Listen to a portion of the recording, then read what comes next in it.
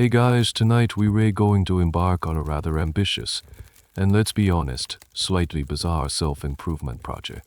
We're going to aim for nothing less than moral perfection. Our guide on this journey is a young man who thought that becoming a better person could be handled with the same methodical energy as balancing a checkbook. It has a story about good intentions, relatable failures, and the very human belief that we can engineer our own souls. And a quick, realistic reminder, if you were actually trying this in the 18th century, with its questionable hygiene and rampant diseases, you might not live long enough to get past the first virtue. So, before you get comfortable, take a moment to like the video and subscribe, but only if you genuinely enjoy what I do here. Go ahead and let me know in the comments what city you're listening from and what time it is for you. I love seeing how far these stories travel. Now dim the lights, maybe turn on a fan for that soft background hum, and let us ease into tonight's journey together. You are young, you in your early 20s, standing on the cusp of your life, and the city of Philadelphia is humming around you.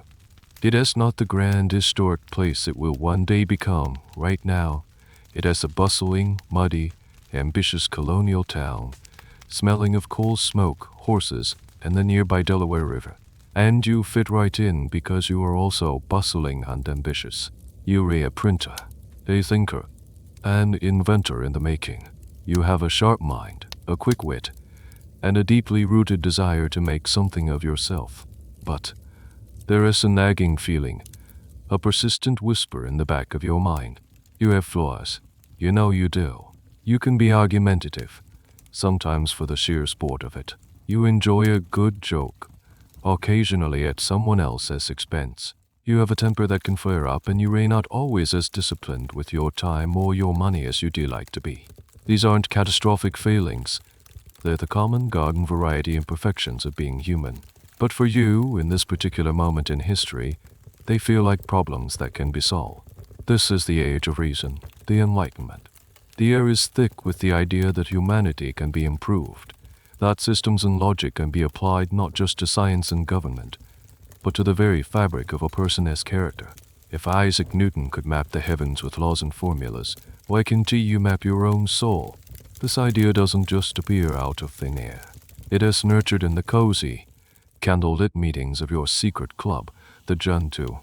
You and a dozen or so other tradesmen and artisans, your friends, gather to debate questions of morality, philosophy, and politics.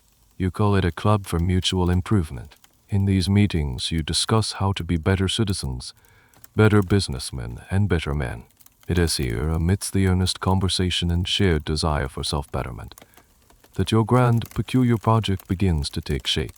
You realize that simply wishing to be virtuous isn't a strategy. It's a daydream.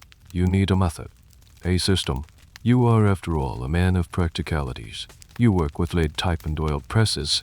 You understand that complex things are built from simple, repeatable components. So why not apply that same logic to character? You decide that virtue isn't some mystical, unattainable fog. It is a set of distinct, definable qualities. And if they can be defined, they can be practiced. And if they can be practiced, they can be mastered. The thought electrifies you. It is a project, a bold, audacious, and deeply personal experiment.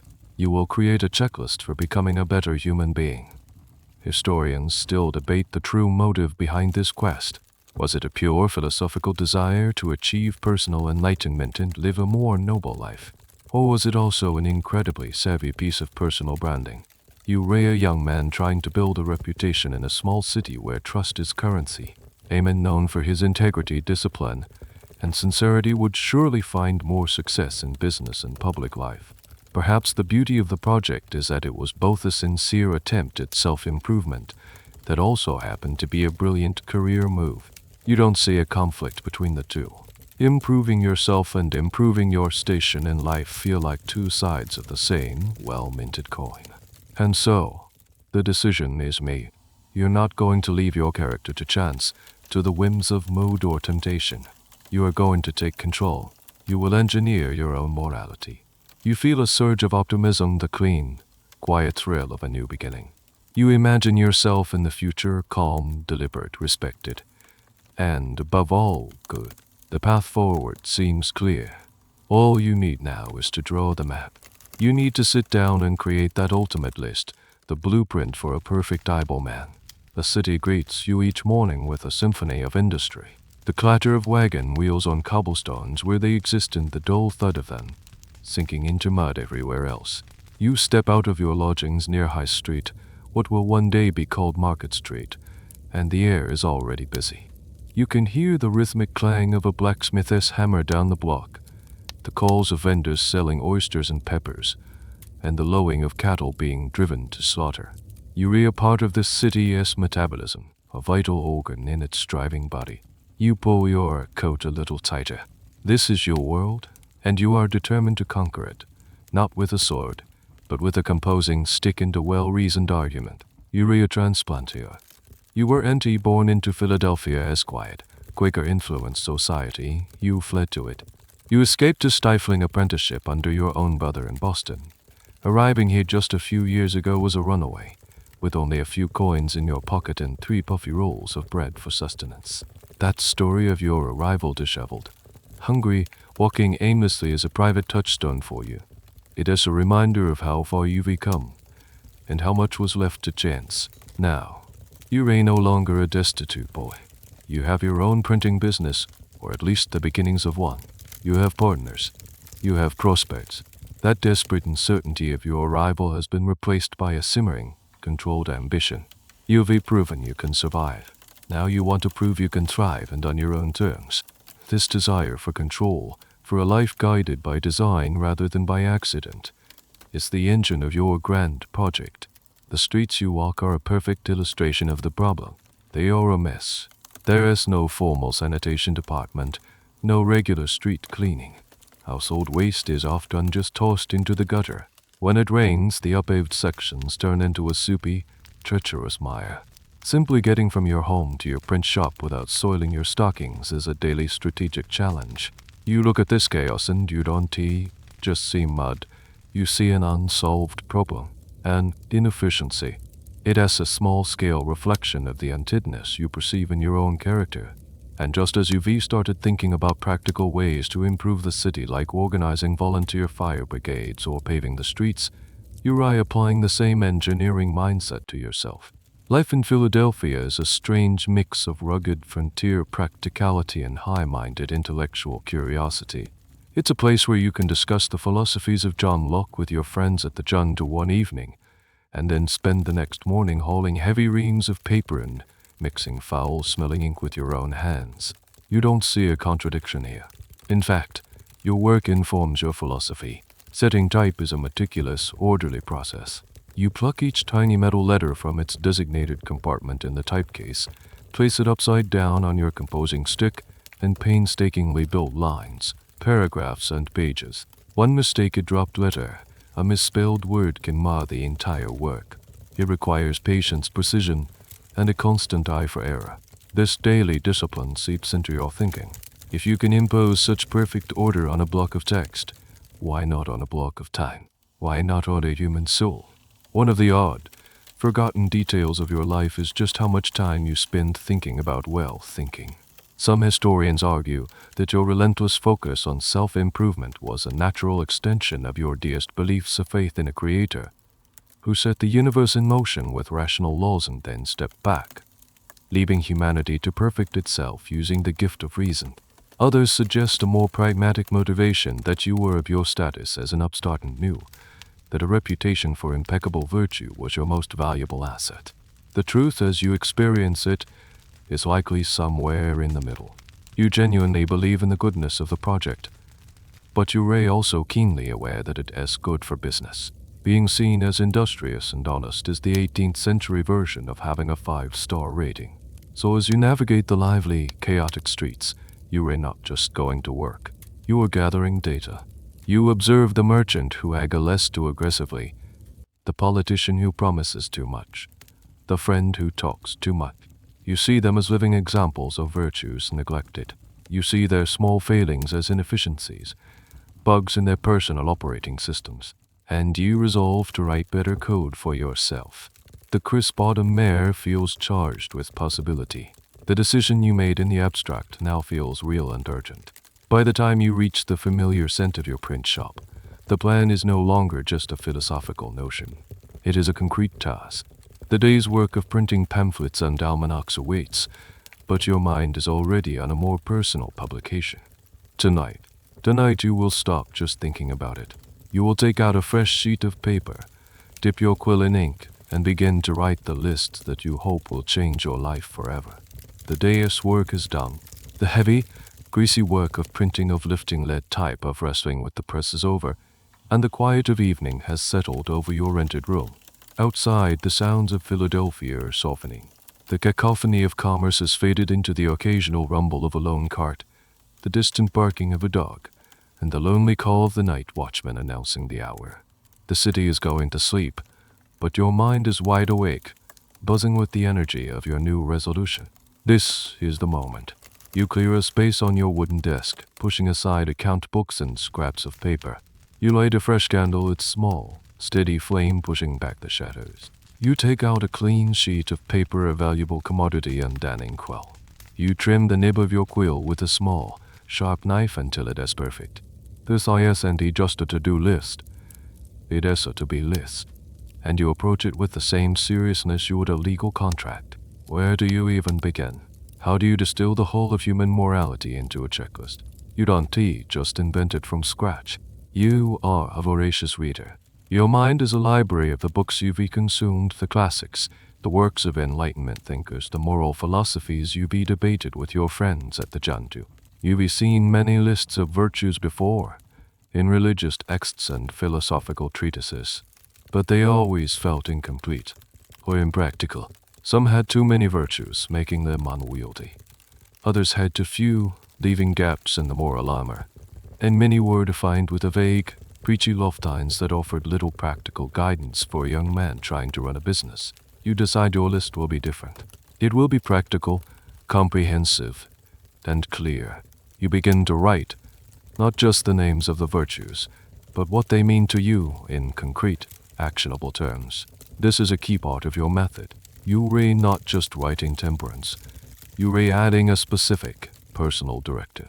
So, under temperance you write, eat not to dullness, drink not to elevation. This isn't a call for asceticism. It is a call for moderation. You can eat and drink, just not so much that it makes you sluggish or foolish. It has a beautifully pragmatic definition, a rule you can actually follow without becoming a monk. Next, you add silence. Speak not but what may benefit others or yourself. Avoid trifling conversation. This is a direct shot at your own known weakness. You love to talk, to tell stories, to make puns, to dominate a conversation. You recognize this can be a waste of time and can sometimes lead to saying something you regret. Again, the rule is practical. It's not a vowel silence, it is a filter. Then comes the big one, the virtue that will become your lifelong nemesis: order. Let all your things have their places. Let each part of your business have its time. To your logical mind, this seems essential. An orderly environment and an orderly schedule should lead to an orderly mind. It seems so simple on paper. You continue down the page, your quill scratching rhythmically in the quiet room. You add virtues essential for a tradesman: frugality, make no expense but to do good to others or yourself, i.e., waste nothing. And industry, lose no time.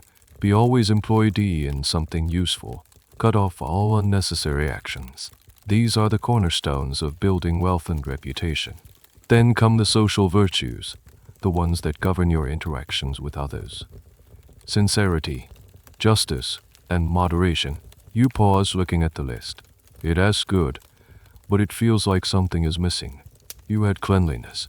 Tolerate no uncleanness in body, CLOs, or habitation. This was a rather novel idea for the time. While personal hygiene was not a widespread obsession in the 18th century, you see it as a natural extension of order. A clean body and a clean home contribute to a clear mind. Then tranquility, the art of not being disturbed by trifles. And finally, you add chastity, a virtue you define in terms of health and reputation, another nod to your pragmatic worldview. At this point, you have a solid list of 12. But your project takes a fascinating turn based on a piece of feedback. A Quaker friend once told you, quite bluntly, that people found you proud, that you were often overbearing in conversation. This stung because you knew it was true. You realized that even if you master all these other virtues, you might just become insufferably proud of your own perfection. So in a stroke of genius and self-awareness, you add a 13th virtue, humility, and you give it the most beautiful precept of all: imitate Jesus and Socrates. The list is complete. 13 virtues. Historians have long admired the subtle logic of their arrangement. You decided that mastering the first would make the next one easier to attain. For example, mastering temperance, being clear-headed, would make it easier to practice silence, controlling your tongue. Mastering silence and order would help you focus on industry. You saw it as a sequential process, a staircase to moral perfection. You also settled on 13 for a wonderfully practical reason. It divides the year perfectly. You would devote 1 week to practicing each virtue, which meant you could complete the entire course 4 times a year. 52 weeks, 13 virtues. It is a perfect system. You lean back, the candlelight flickering on the ink. The map is drawn. It is elegant, it is logical, it is comprehensive. And as you gaze at it, a wave of satisfaction is quickly followed by a daunting thought. How on earth are you going to keep track of all this? A list of ideals on a piece of paper is a beautiful thing. It is clean, it is noble, it is full of potential. But you are a practical man, and you know that potential doesn't pay the bills and good intentions don't pave the streets. A list is just a declaration. It is not a method. As you stare at your 13 virtues, you recognize the enormous gap between writing them down and actually living them. How will you know if you are succeeding? How will you measure your failures? The human memory is a notoriously unreliable accountant, especially when it comes to its own shortcomings. You need a system of record. You need a tool. So, you take out another piece of paper, or perhaps you fashion a small book, binding a few pages together yourself. This will be your secret weapon. It won't be a journal for long, rambling thoughts about your feelings. That is too inefficient. This will be a machine for tracking data, an accountability engine. You are, in essence, about to invent the world's first analog productivity app. With the precision of a craftsman, you get to work designing the user interface. You take a page and rule it with ink. You draw a grid. Down the left side of the page, you create 7 rows, 1 for each day of the week. Across the top, you create 13 columns, 1 for each of your virtues. You write the initial of each virtue at the head of its column, T for temperance, S for silence, O for order, and so on. The result is a neat table with 91 little boxes. This single page will be your companion for 1 week. The system you devise is simple but brilliant. Each week, you will concentrate your efforts on mastering a single virtue, starting with temperance. But you will still hold yourself accountable for all 13. The process happens every evening. Before bed, you will pause and reflect on the day that has just passed. You will ask yourself, what fault have I committed today? And you will be brutally honest. Did you eat too much at dinner? You find the row for that day and the column for temperance, and in that little box, you make a small, dark mark with your pen. A spot of ink, a black spot. Did you engage in some trifling, useless gossip? You make a mark under silence. Was your desk a mess? A spot goes under order. The goal is wonderfully simple: to keep the page as clean as possible. In the first week, your primary focus is temperance. You would be particularly disappointed to see a spot in that column. But the book also shows you your other, more persistent failings. Perhaps as you focus on not overeating, you realize you are marking the order column almost every single day. The book doesn't just track your success with the virtue of the week. It gathers data on your most frequent transgressions. It is a diagnostic tool. Some historians have pointed out that this grid format was entirely novel. It closely resembled the ledgers used by merchants to track accounts. In a way, that is exactly what you are doing. You are performing a daily audit of your moral finances. You are rebalancing the books of your soul, tracking debts and credits not in shillings and pence, but in moments of failing and fortitude. It is a concept that perfectly marries the spiritual aspirations of a philosopher with the pragmatic mindset of a shopkeeper. You create a page for each of the 13 virtues, meaning your little book will contain a 13-week course. After you finish the 13th week focusing on humility, You will start over again from the beginning, with a fresh page for temperance. Your hope is that each time you cycle through the course, the pages will become progressively cleaner. The number of black spots will dwindle. The data will prove that you are, in fact, becoming a better person. It is a strange and intensely private activity. There are no notifications, no leaderboards, no social sharing features. This is just between you and the book. In the quiet of your room, under the soft glow of a candle, you commune with this grid of your own making. It is your confessor, your coach, and your harshest critic. There is a certain cold, clear logic to it that you find deeply comforting. It strips away the excuses and the self-deception. Did you fail? Yes or no? If yes, the book demands its little black spot, an undeniable record of the fault. Academics still debate how rigorously you have followed this plan throughout your long and busy life. While you wrote about it with great conviction in your autobiography, the original little books themselves have been lost to time. Did you truly perform this ritual every single night for years on end? Or was it a project you pursued with intensity for a time and then returned to intermittently? The very question highlights the incredible difficulty of what you were attempting. But right now at the beginning, your commitment is absolute. You hold the finished book in your hands. It is small enough to fit in a coat pocket. It feels substantial, a physical manifestation of your will. The abstract desire for perfection has now become a concrete, daily task. The path is no longer a philosophical concept. It is a series of boxes waiting to be filled, or, hopefully, to be left empty. You turn to the very first page. At the top in your neat hand, you write the heading for the week: Temperance. The system is ready. The experiment is about to begin. Tomorrow, every meal, every drink, every sensation will be a test. The first morning of the project dawns with a sense of clean, quiet optimism. The first virtue on your list is temperance, and it feels like the most logical place to start. Eat not to dullness, drink not to elevation. It seems simple enough, reasonable. You ray not vowing to live on bread and water. You ray just committing to common sense. As you prepare for the day, the word temperance is a gentle hum in the back of your mind. You feel confident in control. This will be an easy win. Your breakfast is a modest affair, perhaps some cornmeal mush, known as sapon, sweetened with a little molasses. It is a staple in the colonies. It is cheap, it is filling, and it is unlikely to lead you into temptation. You eat just enough to quell your hunger, and no more. You rise from the table feeling alert and virtuous. See, diese, you've already succeeded. You walk to your print shop with a light step, the first small victory of the day warming.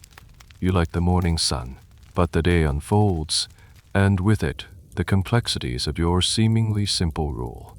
The main meal of the day happens around noon, and it's a far more challenging landscape than breakfast. You might eat at a local tavern, a hub of business and social life. The moment you walk in, your senses are assaulted. The air is thick with the smell of roasting meat, wood smoke, and stale beer. The room buzzes with conversation and the clatter of pewter mugs on wooden tables. Your friends or business associates are already there, and they greet you warmly, urging you to join them for a drink. Here's the first test. Water is often untrustworthy, carrying diseases that could lay a man low for weeks. The common, safer alternative is small beer, a brew with a very low alcohol content or hard cider, which is plentiful and popular. You order a small beer, telling yourself it is for health and hydration. It is not for elevation. So far, so good. Then the food arrives. It is not a delicate salad. It is a hefty plate of roasted pork with a side of heavy pudding, or perhaps a thick slab of meat pie. This is food designed to fuel a day of hard, physical labor. You are a printer, not a farmer, but the culinary standard is set for the hungerset of men. You begin to eat, consciously trying to be mindful. But the food is delicious. The conversation is engaging. You re-talking, laughing, perhaps discussing a new pamphlet you plan to print. Before you know it, your plate is clean, and then your friend pushes the bread bowl towards you. Have the last of it, he says. Mop up that gravy. And you do, because it would be wasteful not to, right? Frugality is another of your virtues, after all. But as you lean back in your chair, a familiar, comfortable lethargy begins to creep in. Your mind feels a little fuzzy, your body heavy. is this dullness. You didn't eat until you were groaning, but your sharp morning focus has been replaced by a pleasant, sleepy haze. The line you realize is much finer than you thought. The second part of the rule, drink not to elevation, is even trickier. Alcohol is woven into the very fabric of colonial life. A drink seals a business deal. A toast celebrates a friendship. Refusing a glass of wine or rum punch can be seen as standoffish, even insulting. Later in the day, you meet with a merchant to discuss a large order for stationery. He insists on treating you to a glass of Madeira, a sweet, fortified wine that is the preferred drink of the colonial elite. It is a gesture of respect, a sign that he sees you as his peer. To refuse would be an awkward social blunder, so you accept. You hold the glass of amber liquid, resolving to only take small, polite sips. But Madeira is smooth and warming. The conversation flows. A little-known fact of the time is that many, including respected physicians, believed drinks like Madeira had health benefits, aiding digestion and warming the constitution. So as you drink, a part of your mind can rationalize that this is practically medicine. You don't feel drunk, not by any measure, but you do feel a subtle shift in your mood. The world seems a little softer around the edges. Your wit feels a little quicker. Is this elevation, or is it just good cheer? The ambiguity is maddening. Historians still debate just how much of a social drinker you were in your youth. While your writings praise sobriety, the culture you lived in made true abstinence nearly impossible for an ambitious man of society. Your challenge isn't just about self-control. It's about navigating a world where your personal project is in direct conflict with social and business norms. That evening, you return to your room. The day is over. It is time for the accounting. You pull out the little book, open it to the first pristine page, and dip your quill in the ink. You look at the grid. Column D, for temperance. You replay the day in your mind. The cornmeal mush was fine, but what about that last piece of bread at lunch? And the slow, creeping warmth of that single glass of Madeira? You didn't get drunk. You didn't gorge yourself. But were you truly temperate? Did you live up to the letter of your own law? You sigh. With a steady hand, you reach over and place a single tiny, deliberate black dot in the box for that day, under the column for temperance. It is a minuscule mark on a large white page, but it feels enormous. The first day, and already a failure. But as you look at it, it isn't just a mark of failure. It's the first piece of data. The experiment has truly begun. The week dedicated to temperance is over. You turn the page in your little book. A fresh, clean grid awaits you. At the top, you've rewritten this week as focused silence. Speak not but what may benefit others or yourself. Avoid trifling conversation. A part of you is relieved. The battleground of temperance was fought in taverns and at the dinner table. A constant, physical negotiation. Silence feels more cerebral, more dignified. It is a matter of pure willpower. And besides, after a week of carefully monitoring every bite and sip, a new challenge is welcome. You feel you've made some progress, even with that one black spot staining the page. Now, you are ready to tame your tongue. This, you suspect, will be difficult. You are a man of words. It is your trade. You print them seldom and arrange them into compelling arguments. But you also love to speak them. You have a reputation for being a brilliant conversationalist, quick with a pun, a witty retort, or a funny story.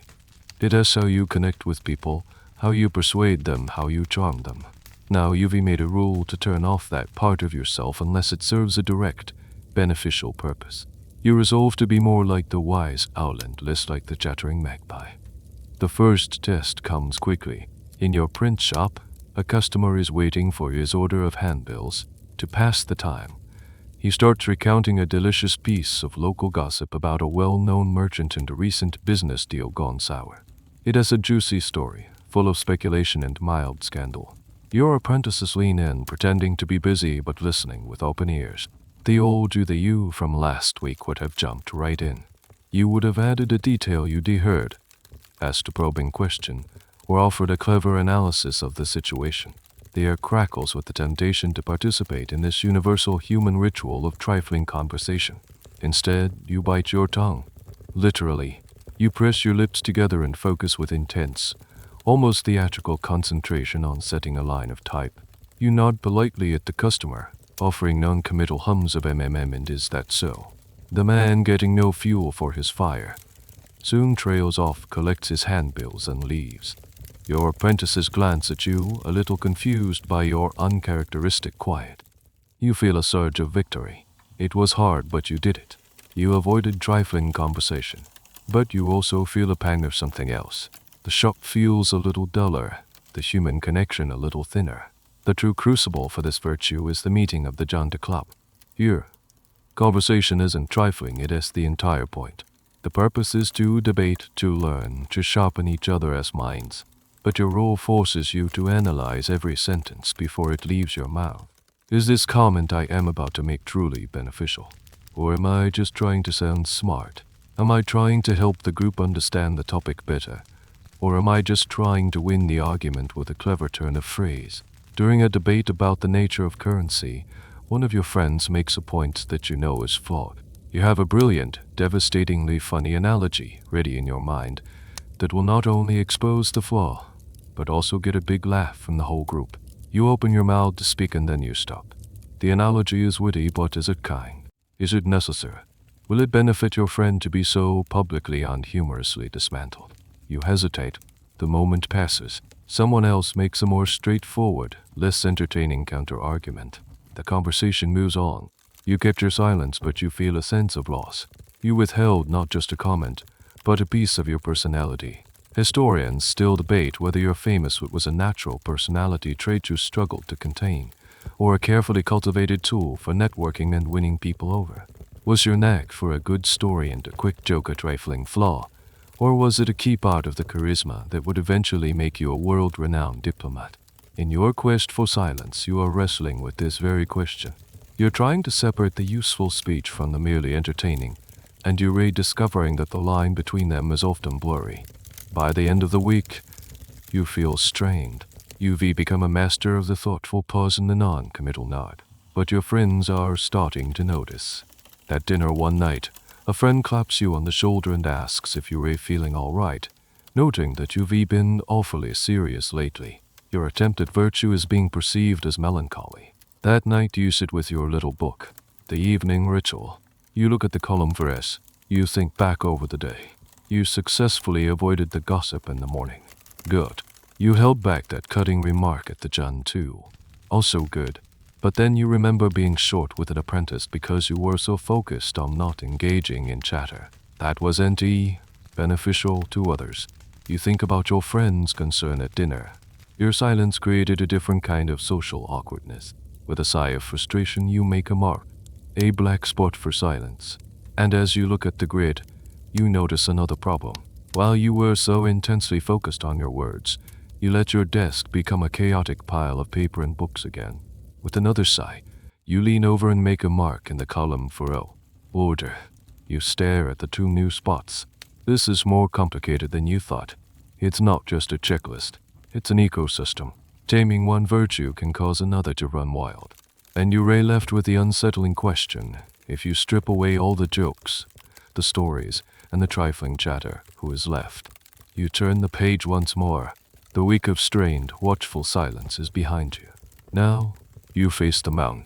The new week is dedicated to the virtue of order. Let all your things have their places. Let each part of your business have its time. On the surface, this appeals to every rational bone in your body. It is the creed of the printer, the slogan of the scientist, the prayer of the Enlightenment man. Order is efficiency. Order is clarity. Order is progress. You look at the pristine, empty grid for the week and feel a surge of determination. This is the one. This is the virtue that will unlock all the others. If you can conquer order, the rest will be easy. You begin with the first half of the rule, let all your things have their places. You survey your domain, your small living quarters, and your busy print shop. It is a landscape of glorious, creative, and utterly maddening clutter. Books are stacked precariously on chairs. Scraps of paper with brilliant, half-formed ideas are tucked into almanacs and shoved into drawers. Tools for your press lie on the windowsill. Your coat is draped over a box of tape. It's not filth you've been minding the virtue of cleanliness, but it is a symphony of disarray. With the zeal of a convert, you declare war on this chaos. You spend the first evening of the week on a grand reorganization. This drawer will be for correspondence only. This shelf is for philosophical texts, and this one for scientific papers. You designate a specific hook for your coat, a specific box for spare quills. For a few glorious hours, you are a general marshalling his troops, bringing discipline to a rebellious army of objects. When you finish, you stand back and admire your work. The room is transformed. Everything has a home. The air itself seems clearer, your mind sharper. You feel a profound sense of peace. This, you think, is what progress feels like.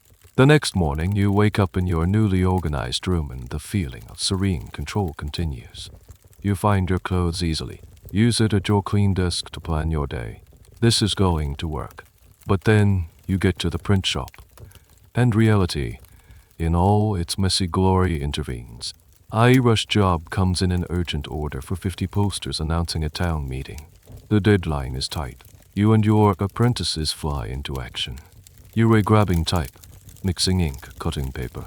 The carefully organized tools are now scattered across the workbench. An offcut of paper lands on the floor. A smudged rag is tossed onto a pile of finished work. In the heat of industry, chaos is simply more efficient.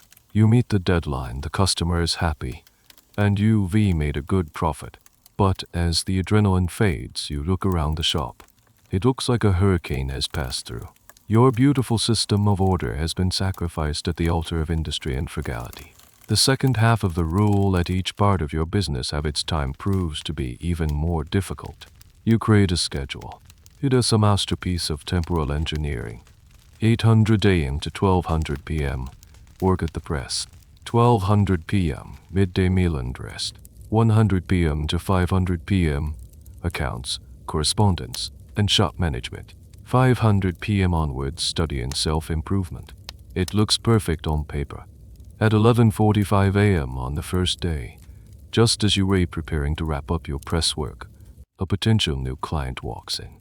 He wants to discuss a major project, printing a lengthy book. This is a huge opportunity. You can't tell him to come back at 100 p.m. because your schedule dictates it as time for your midday meal. So, you abandon the press and talk to him. The conversation is fruitful and exciting, and it goes on for an hour and a half. By the time he leaves, your entire schedule for the day is in shambles. You've secured a valuable contract, but you've violated your own rule. This becomes the story of your week. You discover that you have a mind that doesn't respect schedules. A great idea for a new essay or a solution to a civic problem might strike you while you are supposed to be balancing your ledger. You find that your best thinking doesn't happen in the designated study time. It happens when you're walking home or in the middle of a tedious printing job. Your mind, it turns out, is not an orderly place. It has a whirlwind of intersecting interests, a chaotic storm of curiosity. This struggle with order would become a defining, almost comical theme of your entire life. Decades later, when you write your autobiography, you will confess that this was the virtue that gave you the most trouble. You wrote, "My scheme of order gave me the most perplexity. I found that, though it might be practicable where a man's business was such as to leave him the disposition of his time, that of a journeyman printer, for instance, it was not possible to be exactly observed by a master who must mix with the world." Some historians suggest that this failure was actually one of the secrets to your success. Your willingness to abandon a schedule for an opportunity to let your mind wander away from the task at hand was precisely what allowed for your diverse and incredible range of achievements as an inventor, a statesman, and a writer. As the week draws to a close, you sit with your little book, a sense of weary defeat washing over you. You look at the column through. It is a disaster. It is peppered with black spots, one for nearly every day. On some days you feel you could have honestly put 2 or 3. You realize that your brain, which craves rational systems, is housed in a personality that thrives on spontaneous, creative chaos. You are at war with yourself. With a heavier sigh than usual, you make the final mark for the week. The page is ugly, a testament to your failure. And as you prepare to turn to the next virtue or resolution, you can't help but think that your resolution to be orderly has completely and utterly failed. The shame of your disorderly week still stings as you turn the page. The grid-marked toe is a battlefield littered with the black ink of your failures. It is a visual record of your inability to bend reality to your will. It would be so easy right now to get discouraged, to look at the mess of your desk and the corresponding mess on the page and conclude that this whole project is a fool's errand, an arrogant attempt to systematize the beautiful, untamable chaos of being human. But this weakest virtue is designed for exactly this moment. It is your system's own built-in defense against despair. You dip your quill and write the heading for the weak resolution. The precept is as stark and demanding as a blacksmith's hammer resolved to perform what you ought. Perform without fail what you resolve. This is anti-virtue about what you eat or what you say or where you put your books. This is a meta-virtue. It has a virtue about the other virtues. It is the command center for the entire operation. Your primary resolution, therefore, is simply to stick with this project, to not toss the little book into the fire after a bad week. It is about gritting your teeth and continuing the experiment. You begin the week with a renewed, albeit more sober, sense of purpose. Your main resolution is clear. I will follow my schedule of order. You look at the schedule you drafted last week, the one that fell apart so spectacularly. It is time for a rematch. You resolve, I will work on the press until noon. You resolve, I will dedicate the evening to reading philosophy, not to idle chatter. These are your orders. Now comes the hard part. Performing without fail. The first few days go surprisingly well. Your memory of last week's failure is a powerful motivator. You look at the clock. It is 11:50 a.m. Your mind starts to drift towards a new idea for an almanac entry, but you clamp down on it. No, you tell yourself, the resolution is to work on the press until noon. You force your attention back to the clatter and grease of the machine. It feels stiff and unnatural, but you do it. A small, internal victory. In the evening, when a friend suggests going to the tavern, you politely decline. I have reading I must attend to, you say. The resolution holds. You feel a quiet, steely satisfaction. Perhaps you're getting the hang of this. But resolution, you discover, is a hungry virtue. It is not content with just sticking to the major schedule. It starts to apply itself to smaller, more mundane tasks. You're running low on a specific font of type. You think I ought to place an order for more today. And now, that thought is no longer a simple intention. It has become a resolution. You are now bound by your own rule to perform without fail.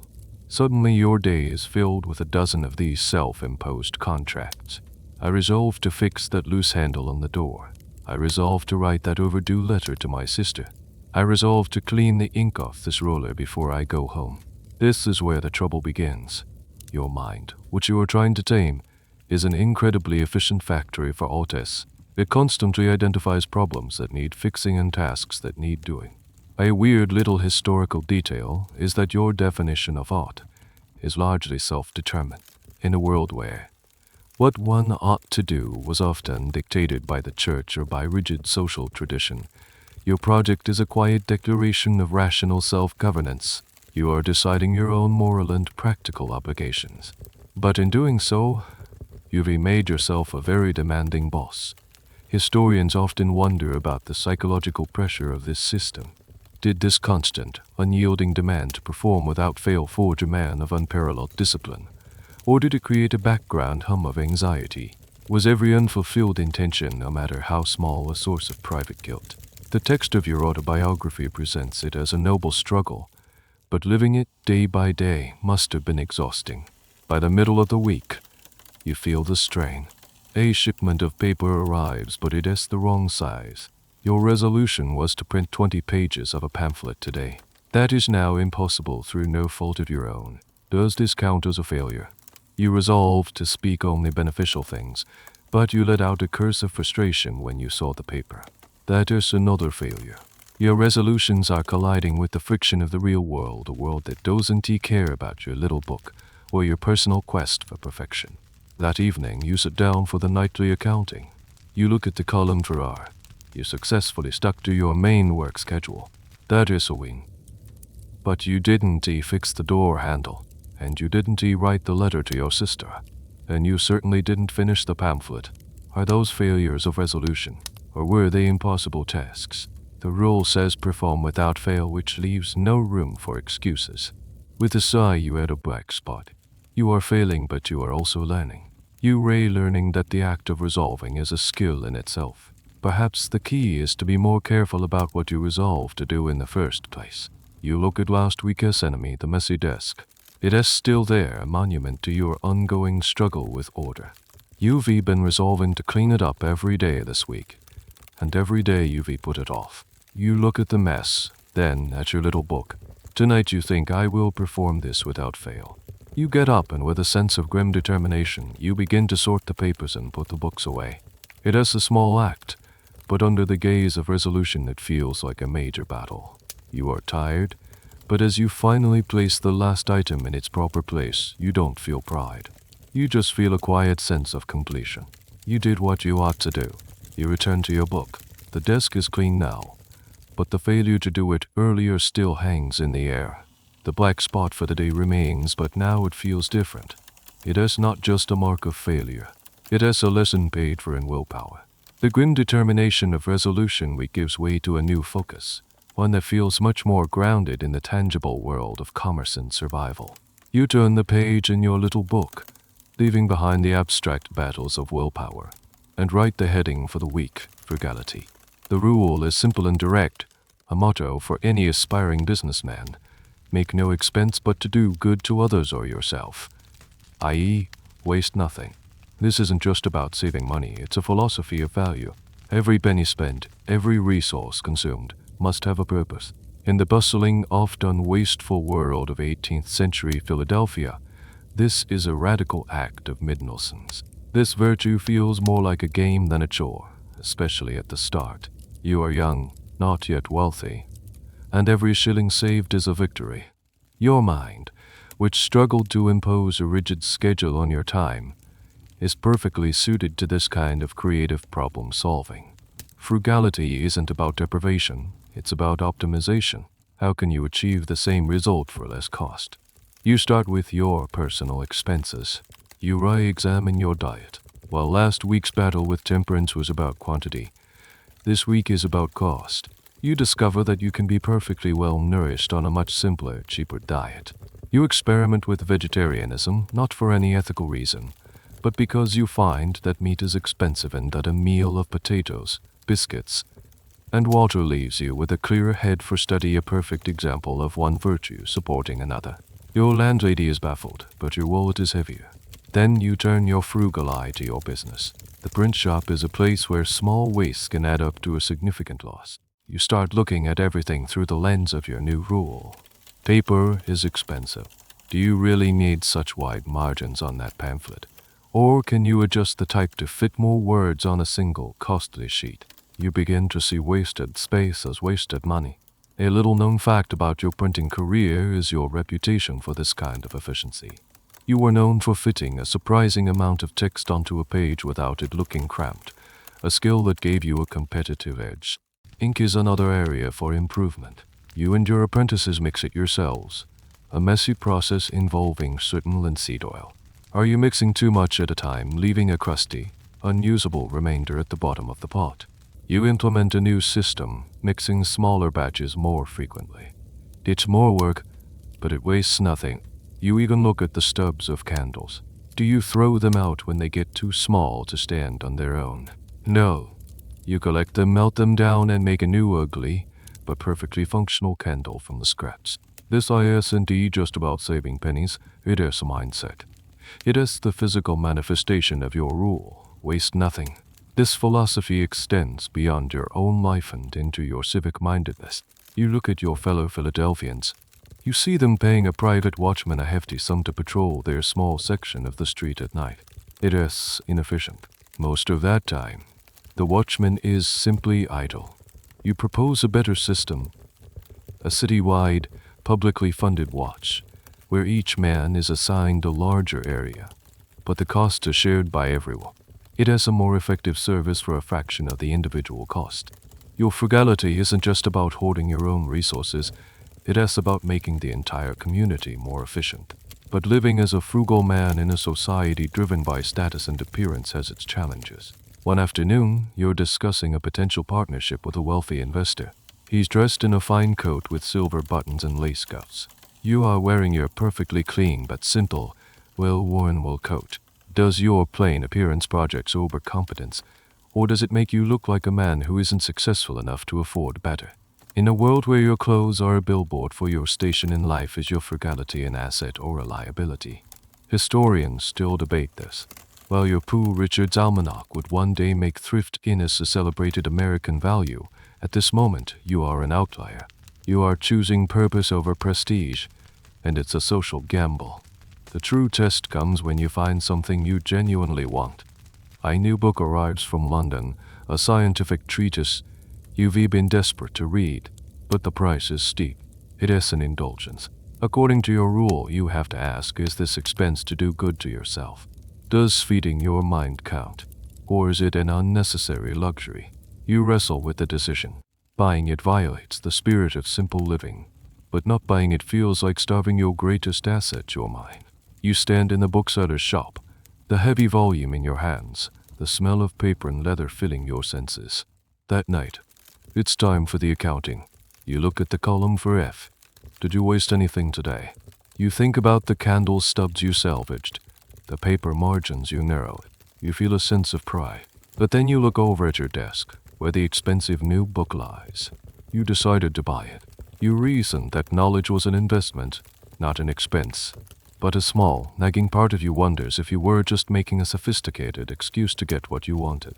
Was it a justifiable expense, or was it a failure of frugality? The line is blurry. You hover your quill over the little box for the day.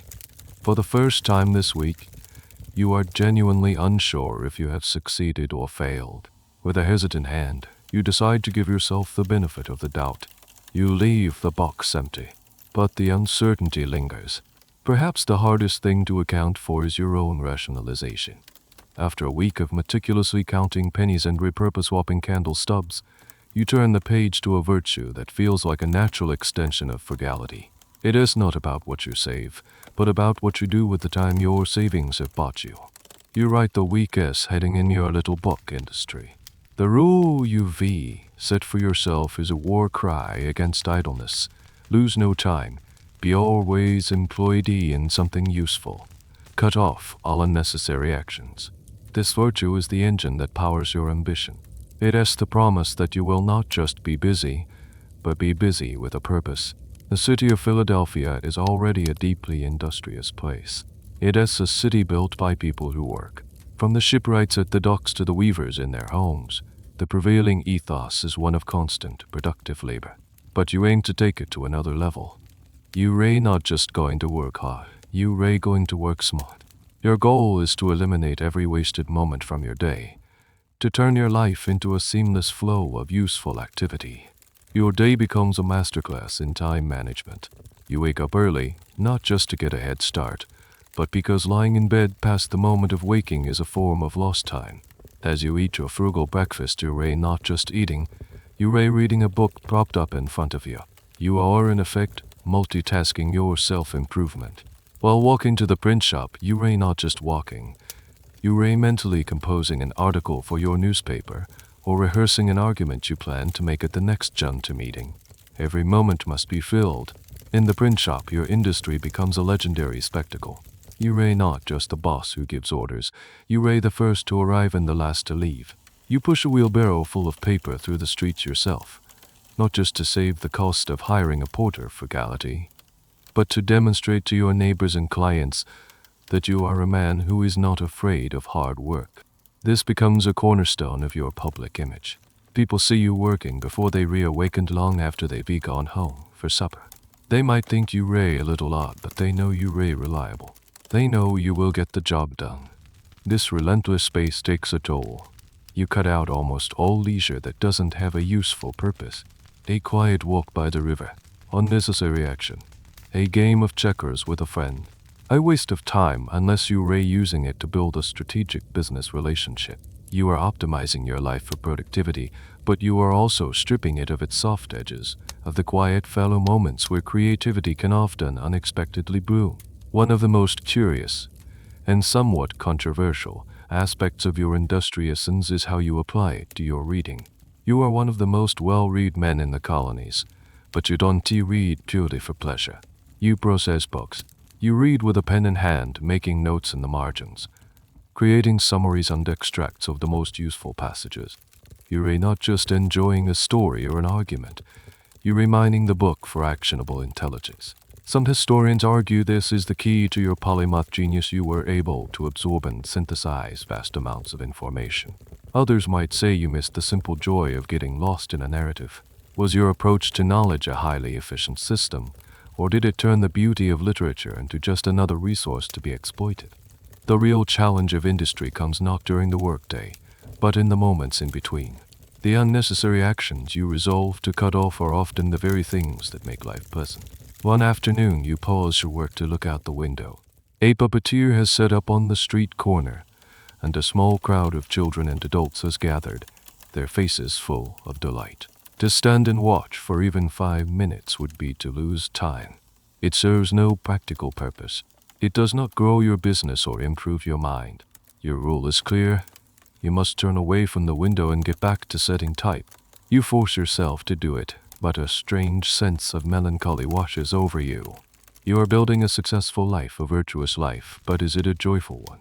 The laughter from the street outside feels like it is coming from another world, a world where people have not yet decided to put every second of their existence on a ledger sheet. That night, you sit for your nightly accounting. The little book lies open. You review the day. Did you lose any time? No. From the moment you woke, every hour was filled with printing, planning, or studying. Were you always employed in something useful? Yes. You even managed to fix a squeaky floorboard during a brief lull, turning a potential annoyance into a productive task. Did you cut off unnecessary actions? You think of the puppet show. Yes, you did. By every metric of your own rule, the day was a resounding success. The column 4I for industry should be perfectly, spotlessly clean. You pick up your quill. You hover over the box for the day, and then you hesitate. You find yourself thinking about the look on the children's faces as they watched the puppets dance. Was that moment truly useless? Was the small, shared joy of that crowd an unnecessary action? The question troubles you deeply. You've designed a system for self-improvement, but you're starting to wonder about the hidden costs. What if, in your quest to eliminate all wasted time, you are also eliminating a crucial, uncontrovertible part of being alive? For a long moment, you stare at the empty box. In the end, you follow the logic of your system and leave it blank. You were industrious. That is the data point. But for the first time, a perfect, clean page doesn't bring you a feeling of triumph. It brings a faint, almost imperceptible sense of unease.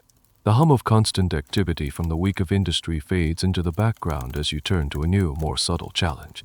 The next virtue on your list feels less about doing and more about being. It is sincerity. You write the rule in your book. A two-part directive for moral clarity. Use no hurtful deceit. Think innocently, unjustly. And if you speak, speak accordingly. At first glance, this seems like one of the easier ones. Don't lie. Be a straight shooter. After the exhausting micromanagement of your time and resources, the simple call to be honest feels like a breath of fresh air. You are at heart an honest man. How hard could this be? The first part of the rule, use no hurtful deceit, seems straightforward. You resolve not to tell lies, especially those that could harm someone. But the realities of commerce quickly put your simple resolution to the test. A potential client comes into your shop. He wants a large run of pamphlets printed, a lucrative job. He likes your price, but he has one last question. Is the paper from your competitor down the street just as good as yours? This is a minefield.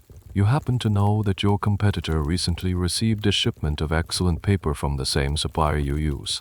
So, the honest answer is yes. His paper is just as good. But if you say that, you might lose this valuable contract. That would violate the principles of industry and frugality. To lie and say your paper is better would be a clear violation of sincerity. So what do? You find yourself engaging in a form of verbal gymnastics. You pause, stroking your chin thoughtfully.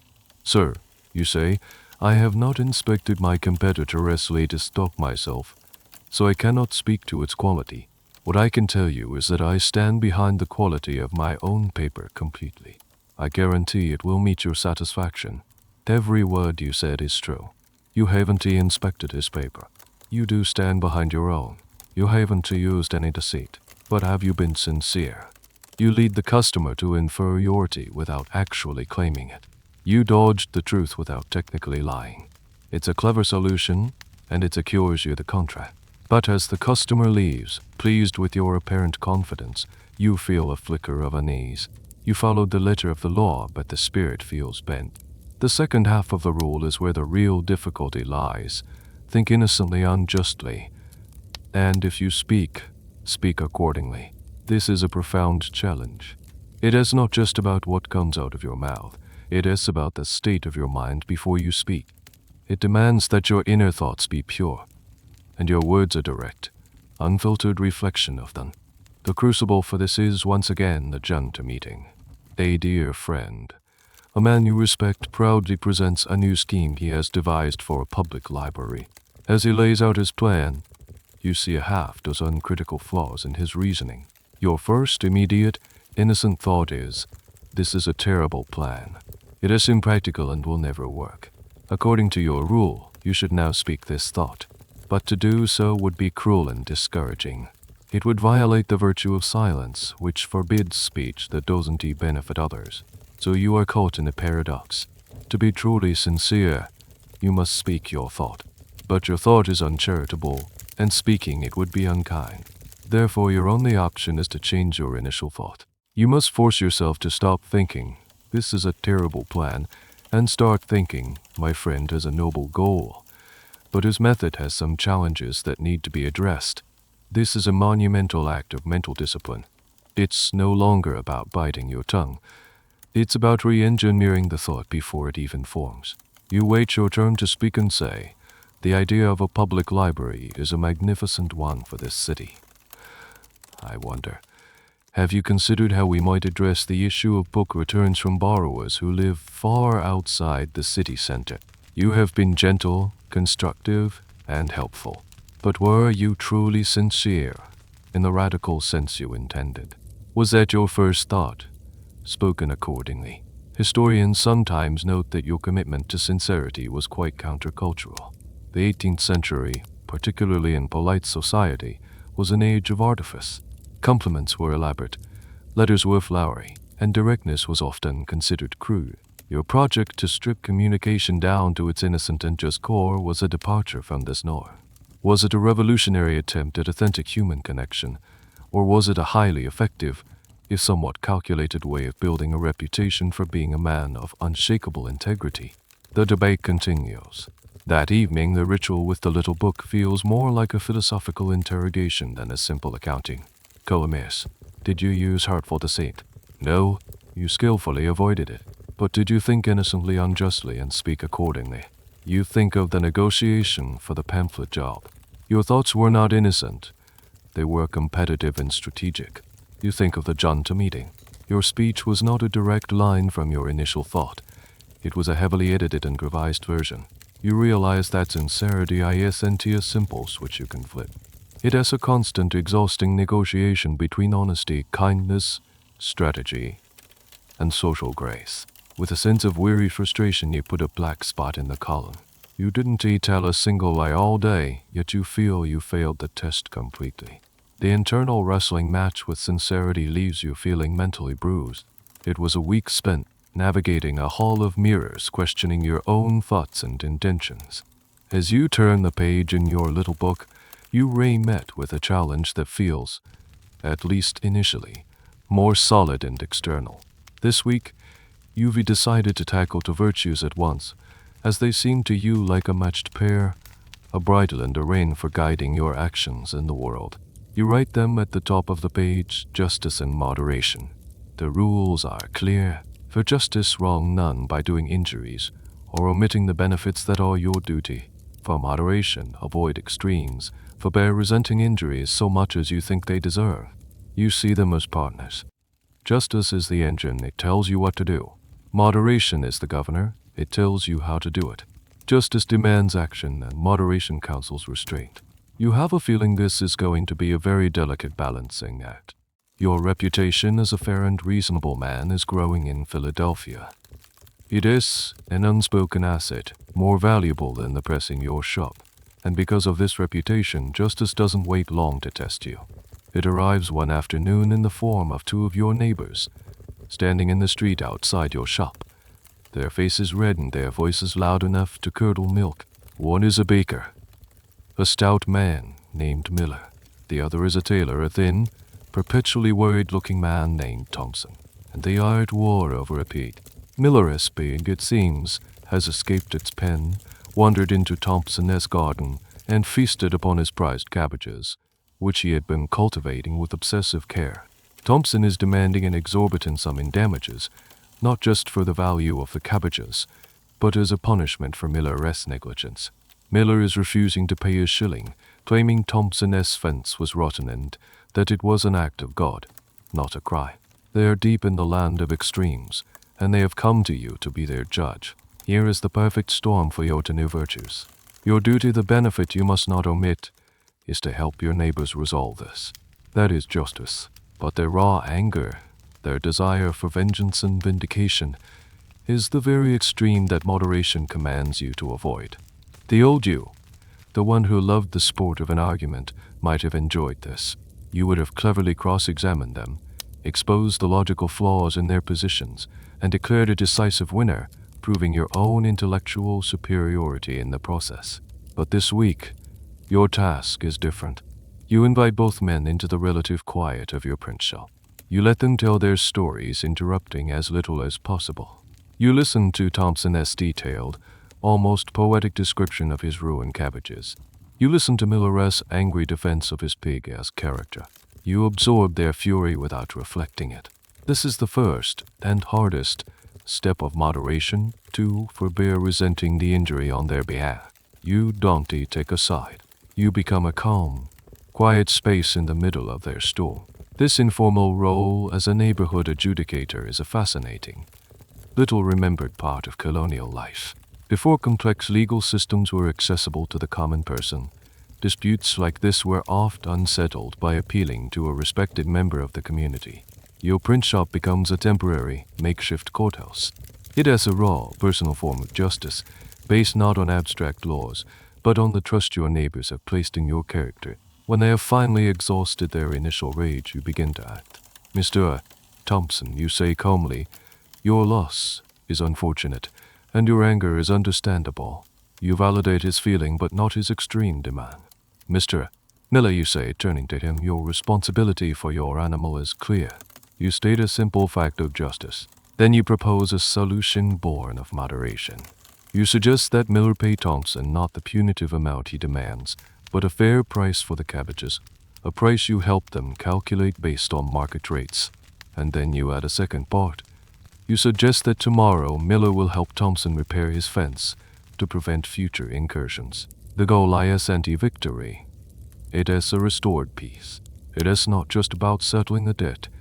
It is about making them able to live next to each other again. After some grumbling, they agree. They leave your shop subdued, still not happy, but no longer at war. Historians still debate your motivations for taking on these thankless tasks. Was it a genuine expression of your belief in civic duty, a fulfillment of the benefits that are your duty? Or was it a highly strategic form of networking, a way of building up a reservoir of goodwill and influence that would prove immensely valuable in your later political career? As you stand in your now quiet shop, the truth probably feels like a mix of both. You are genuinely pleased to have restored order, but you are also aware that your reputation has just received another small polish.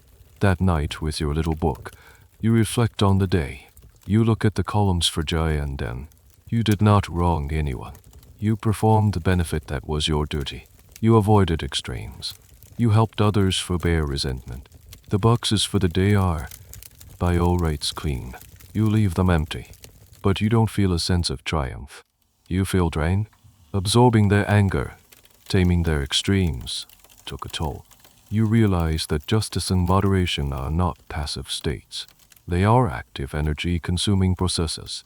Being the reasonable man in a world of passionate extremes is exhausting work. The emotional exhaustion from mediating the war of the pig lingers for a day or two. Being the fulcrum of other people's anger is draining work. You find yourself craving a different kind of challenge, something tangible and straightforward, where the rules are clear and the opponent isn't a furious neighbor, but something you can actually control. You turn the page in your book, and this weakest virtue seems like a gift from the heavens, a perfect antidote to the messy chaos of human emotion. You write the title, Cleanliness. The rule is refreshingly direct. Tolerate no uncleanliness in body, CLOs, or habitation. This is a physical task. You can see the enemy. You can scrub it, wash it, and wipe it away.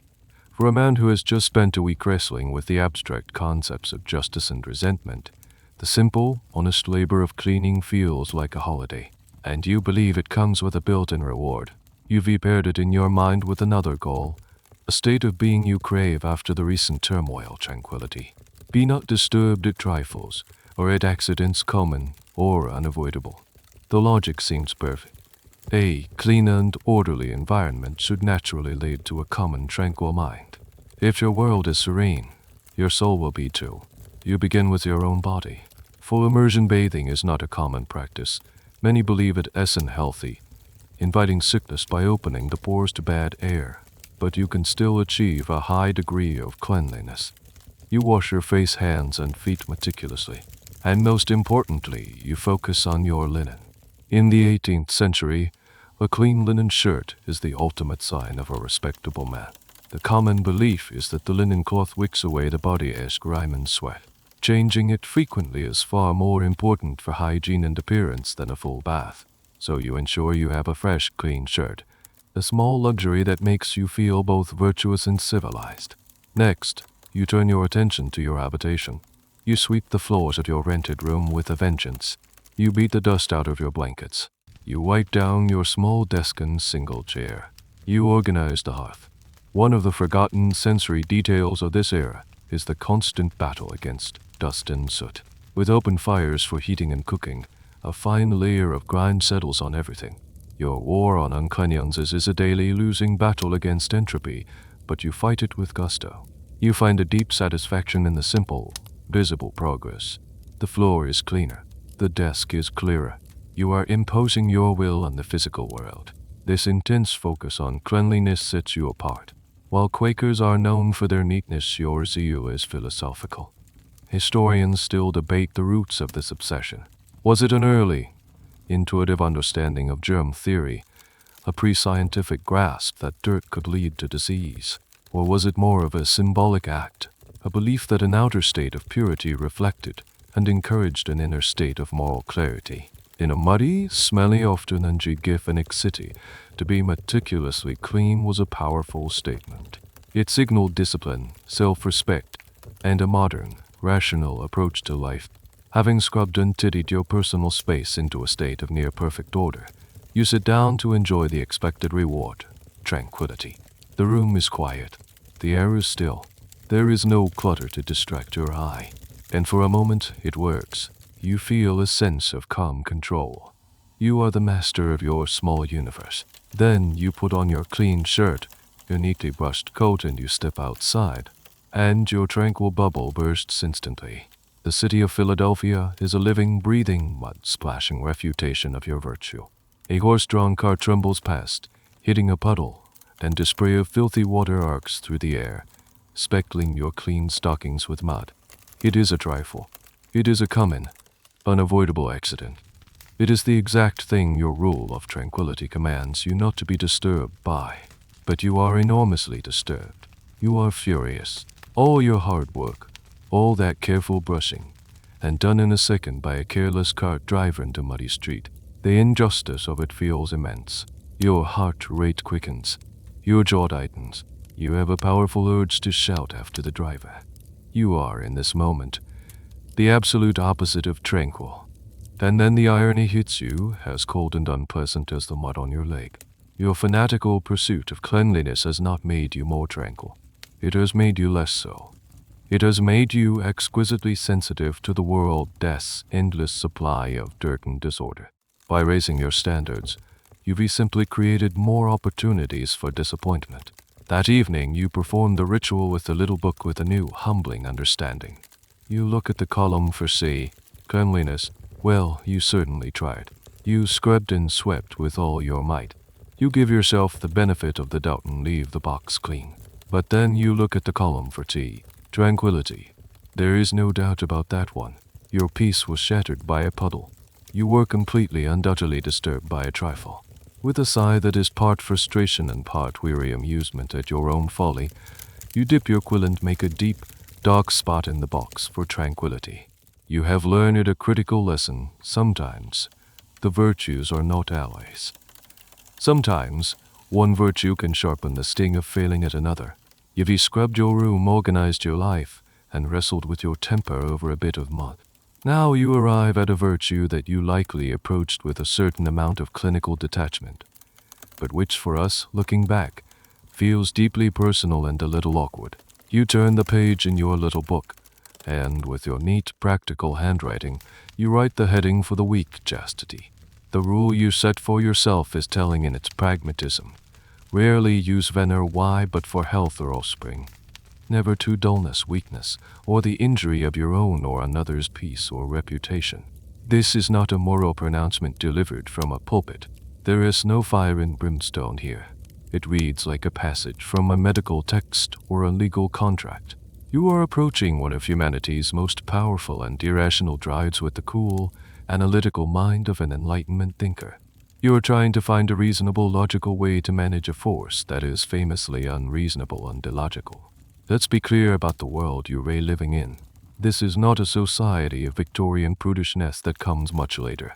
This is the 18th century, a time with a more robust and earthy understanding of human nature.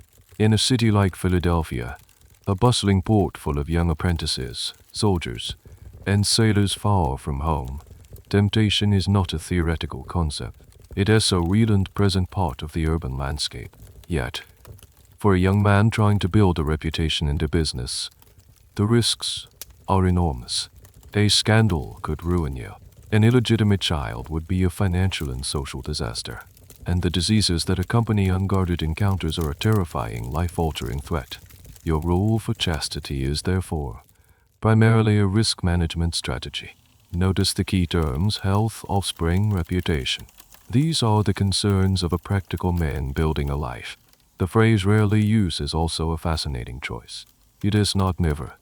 It acknowledges that the drive exists, but frames it as something to be deployed with purpose, not indulged in wantonly. You are treating your libido like a powerful tool that, if used improperly, could blow up in your face. This weakest virtue is different from the others. It is not something you can practice in the print shop or debate at the Jun-2. It is a quiet internal battle fought in the landscape of your own mind and in your private decisions. There are no external metrics for success, only the knowledge of your own conduct. You don't write about this struggle in nearly as much detail as your war with order. It is, by its very nature, private. But we can imagine the challenges. Perhaps you find yourself in a tavern where the conversation turns bawdy and suggestive. The virtue of silence might help you here, but chastity demands something more. It asks you to not just refrain from participating, but to guard your own thoughts from straying into dullness or weakness. You must actively steer your mind away from the easy, tempting path of fantasy. This is a subtle but profound form of self-control. Or perhaps you develop a genuine affection for a young woman. The courtship rituals of the time are formal and public, but the feelings they inspire are deeply personal. How do you navigate the powerful emotions of attraction while adhering to a strict rule of conduct that is designed to protect your reputation and future prospects? You are trying to balance the needs of your heart with the cold, hard logic of your life plan. A little-known and controversial episode from your youth hangs over this entire discussion. In your autobiography, you allude to that hard-to-be-governed passion of youth and admit to intrigues with low women before your marriage, which you came to regret deeply. Historians still debate when exactly these events took place. Was your virtue of chastity a response to past mistakes? Was this rule an attempt to lock the bond, or after the horse had already bolted? Or were these youthful indiscretions something you were still struggling with at the very time you drafted this list? We don't know for sure. It adds a layer of poignant, human complexity to the project.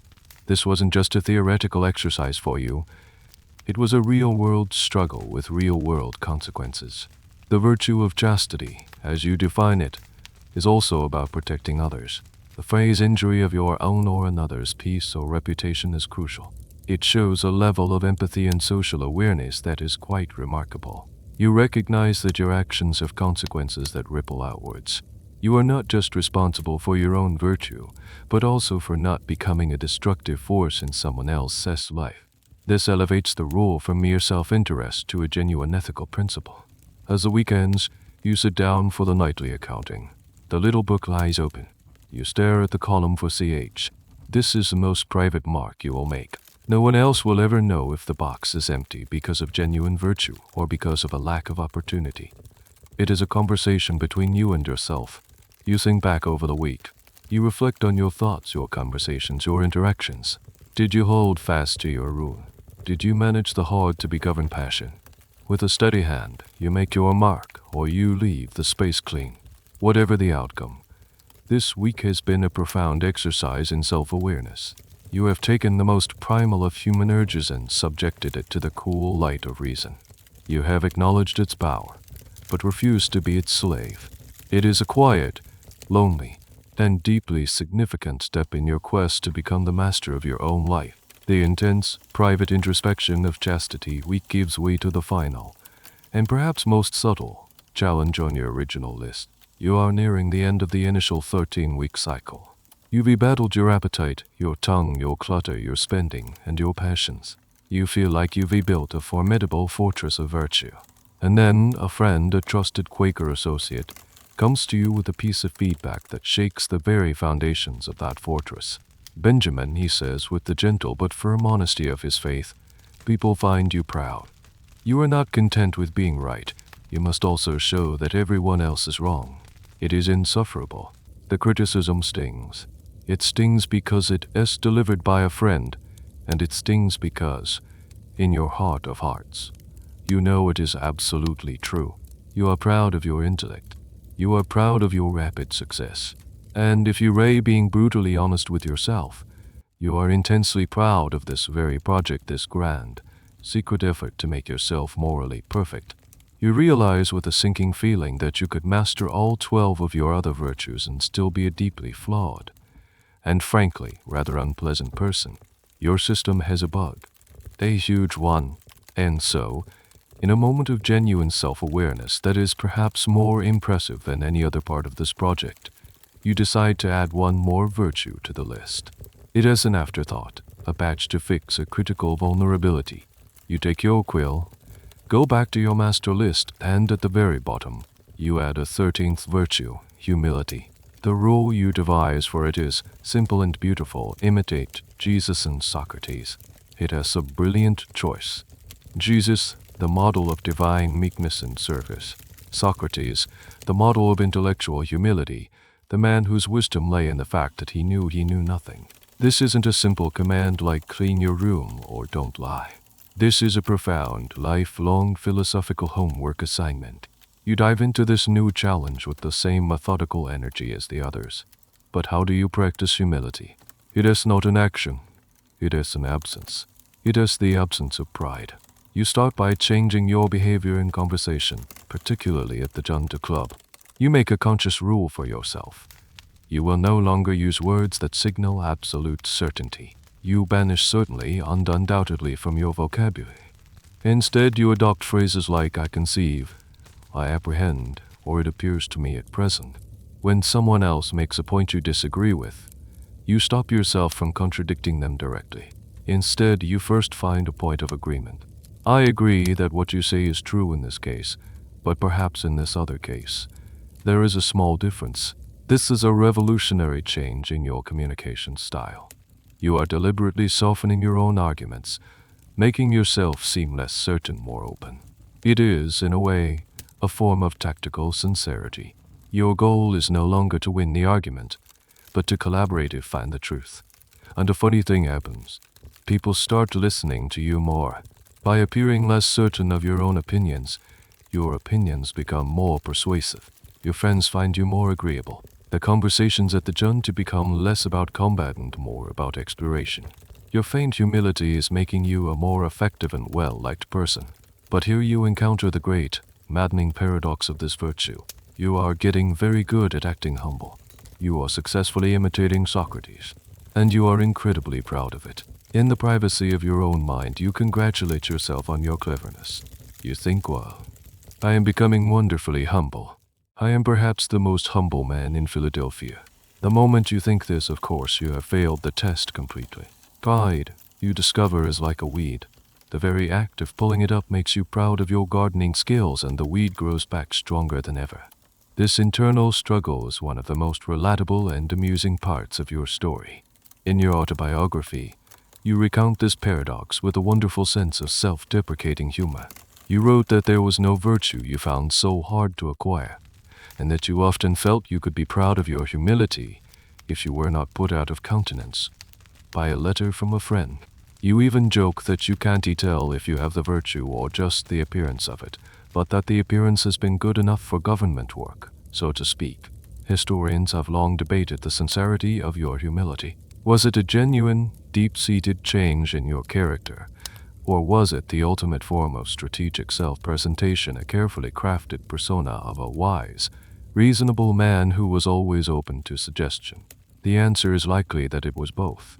It started as a tactic, a deliberate performance, but a role, if you play it long enough and convincingly enough, can start to change the actor.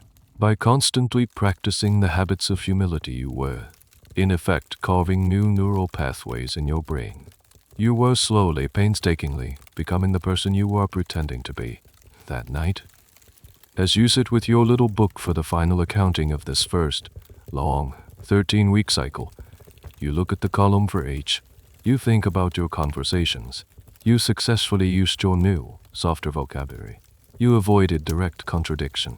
But then you think about the surge of self-satisfaction you felt afterwards. You are caught in the trap. How can you possibly mark this? If you leave the box clean, it feels like an act of pride.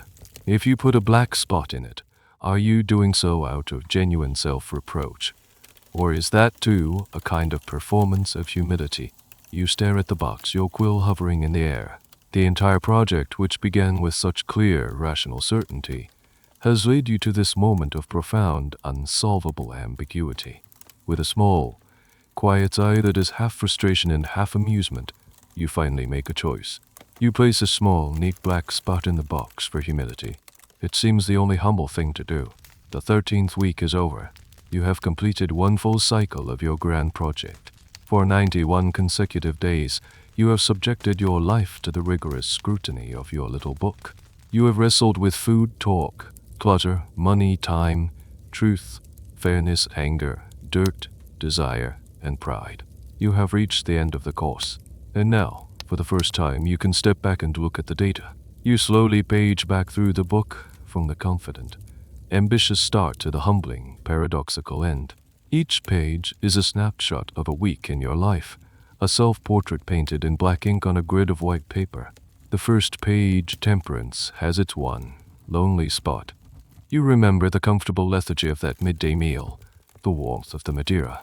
Then comes silence with its two spots, a reminder of how your focus on one virtue lead to a failure in another.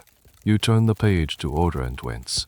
The column is a disaster, a dark speckled line of failure running down the page. It looks like a casualty report from a battle you decisively lost. You continue flipping. Resolution, frugality. Industry. These pages are cleaner, a testament to your natural aptitude for the pragmatic virtues of a tradesman. Sincerity and justice both bear the marks of difficult, ambiguous struggles. Cleanliness is clean, but tranquility, its supposed partner, is marred by the memory of that muddy splash. Chastity's page is a quiet mystery, its story known only to you. And finally, humility with its single, necessary black spot. You lay the book open on your desk and just look at the collection of marks. These are not just ink blots. They are ghosts. Each spot represents a specific moment of failure. A harsh word spoken, a shilling wasted, a duty neglected, a moment of weakness, a surge of pride. It's a catalogue of your imperfections, a detailed and undeniable record of all the ways you failed to live up to your own ideals. A feeling of disappointment could easily settle in. After 13 weeks of concerted effort, the book is not clean. It is dotted, speckled, and in some places deeply stained. The goal was perfection, and the evidence before you is a clear, unequivocal picture of imperfection. This is a critical moment. You could, right now, conclude that the experiment has failed. You could see this book as a monument to your own inadequacies and toss it into the fire, returning to a normal, unexamined life. But you don't see, because you are a scientist at heart, and a failed experiment is still a source of valuable data. You look past the individual spots and begin to see the patterns. You see that your greatest struggles are with the internal, abstract virtues: order, tranquility, humility, the things that require not just a change in action, but a fundamental rewiring of your personality. You see that your strengths lie in the practical, external virtues that directly contribute to your success in the world. Industry, frugality. The book is not just a record of your failures. It is a diagnostic map of your character. It is showing you exactly where the weaknesses are in your moral armor. That first black spot you made back in the week of temperance felt enormous. It was a singular mark of failure on a pristine page. But now, as you look at the entire collection, its significance changes. It is no longer a judgment. It is just a data point. It is the beginning of a trend line. The spots are not punishments, they are teachers. Each one is a small, quiet lesson. The spot for order reminds you of the conflict between your creative mind and your desire for structure. The spot for sincerity reminds you of the delicate dance between truth and kindness. The spot for tranquility reminds you that some virtues can be at war with each other. A strange and powerful realization begins to dawn on you. The goal of the project might not be to achieve a perfectly clean book. Perhaps the true victory lies in the daily act of opening the book in the first place. The victory is in the accounting.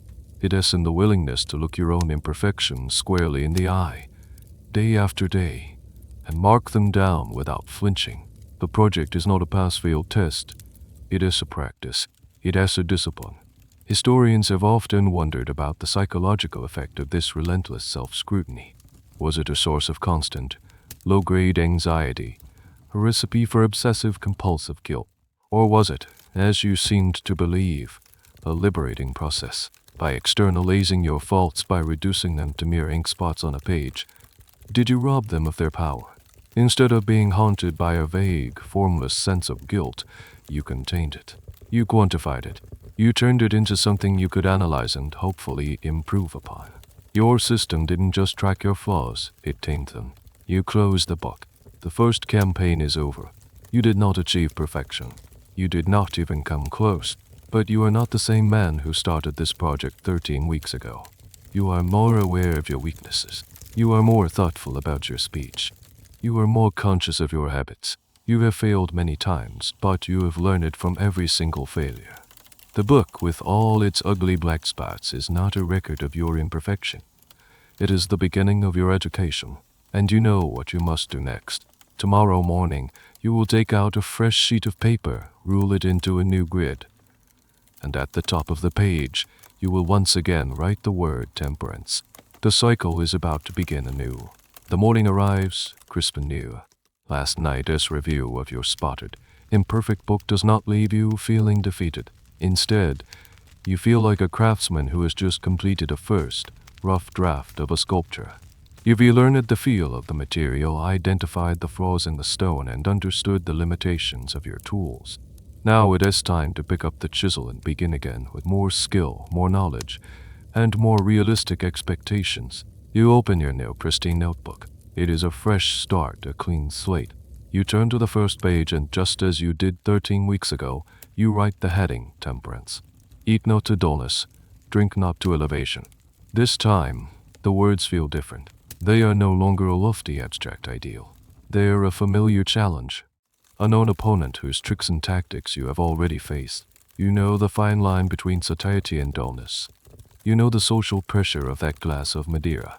You are not going into this battle blind. The first week of the second cycle is a revelation. You find that temperance, which gave you a little trouble the first time, is now surprisingly easy. You navigate the midday meal with a newfound confidence. You know precisely when to put down your fork. When the merchant offers you a drink to seal a deal, you are prepared. You accept with a gracious nod, take a few polite sips, and then artfully forget the glass on a nearby table as you turn to discuss the details of the contract. You've developed strategies. You've learned the dance. At the end of the week, you sit down for your nightly accounting, and with a deep sense of satisfaction, you look at a column for temperance that is perfectly, beautifully clean, not a single spot. This initial success is intoxicating. It has proof that the system works. The practice, the daily accountability, it has an effect. You have in a measurable way become a more tempered man. You feel a surge of renewed optimism. Perhaps this spotless book isn't an impossible dream after all. You turn the page. Silence. This one too feels more manageable. You've had 13 weeks to practice being a more thoughtful listener. You still feel the urge to jump in with a witty story or a clever pun, but the muscle of restraint is stronger now. You find yourself enjoying the quiet spaces in conversation, learning more by listening than you ever did by talking. The week passes, and the column for silence is also clean. This is incredible. You are 2 weeks in, and your record is perfect. And then you turn the page, and the familiar, ominous heading stares back at you. Order. You attack it with renewed vigor. You know it's your great weakness, your arch nemesis. You create a new, even more detailed schedule for your time. You spend an entire evening reorganizing your desk in your print shop, convinced that this time, the system will stick. And for a day, maybe 2, it does. Your room is a sanctuary of calm. Your schedule is a fortress of efficiency. But then, life in its glorious, untamable messiness, asserts itself. A massive, unexpected order comes in that throws your entire week's schedule into chaos. An apprentice gets sick, forcing you to do his work and yours. You get a brilliant idea for an invention in the middle of the night and spend 3 hours sketching it out when you're supposed to be sleeping, leaving papers scattered all over your floor. The world simply refuses to cooperate with your grid. By the end of the week, the column for order looks depressingly familiar.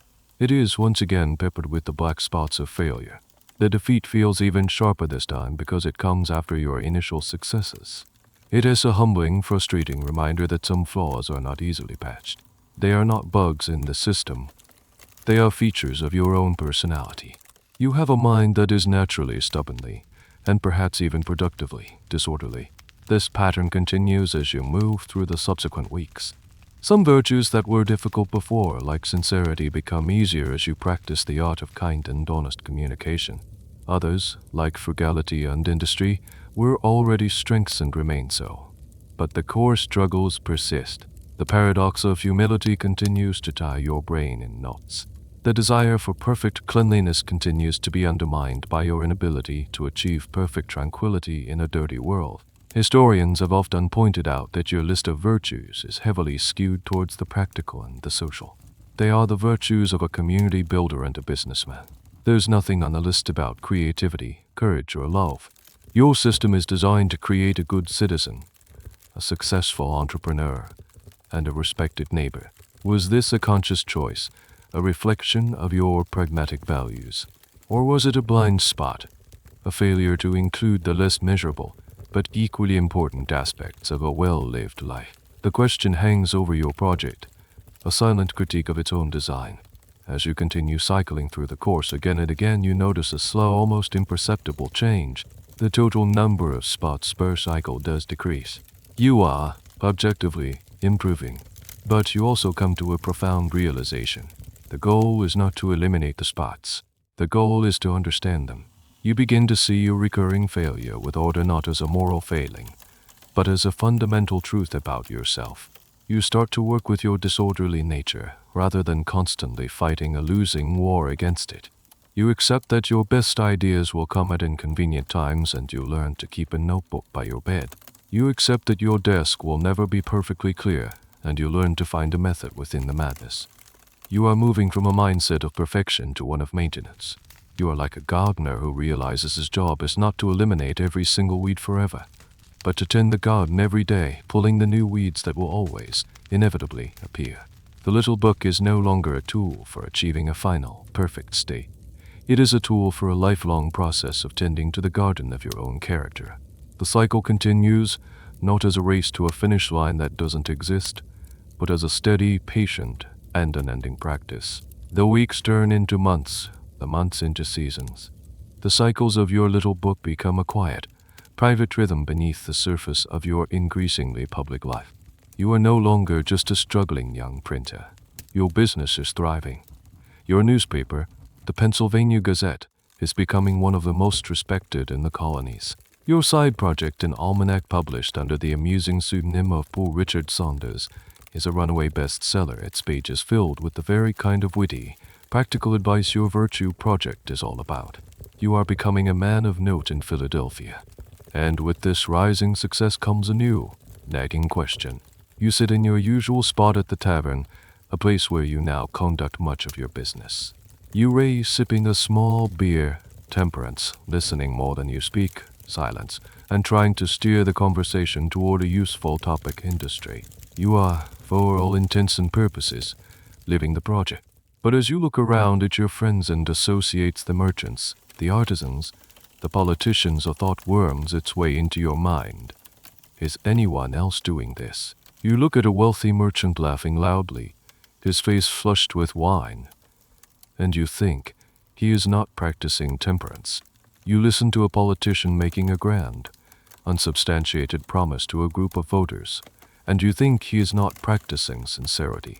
You see a friend idly gossiping, and you think he is wasting time, violating industry. Your project, which began as a tool for self-improvement, is subtly turning into a lens through which you judge the rest of the world. And through that lens, the world seems to be falling woefully short. This feeling brings with it a strange sense of isolation. Your secret project, your constant internal accounting, sets you apart. While others are simply living their lives, arguing, laughing, making mistakes, and moving on, you are running a continuous, silent audit on your own soul. It is like you are playing a complex game with an intricate set of rules, while everyone else is just playing. Does this make you better than them? Or does it just make you a little weird? You start to imagine what they would think if they knew. What if you left your little book on the table by accident? What if they picked it up and saw the grid of virtues, the neat columns, the little black spots of failure? They would be baffled. They might think you were a religious fanatic, or an obsessive crank. The word eccentric would certainly be used.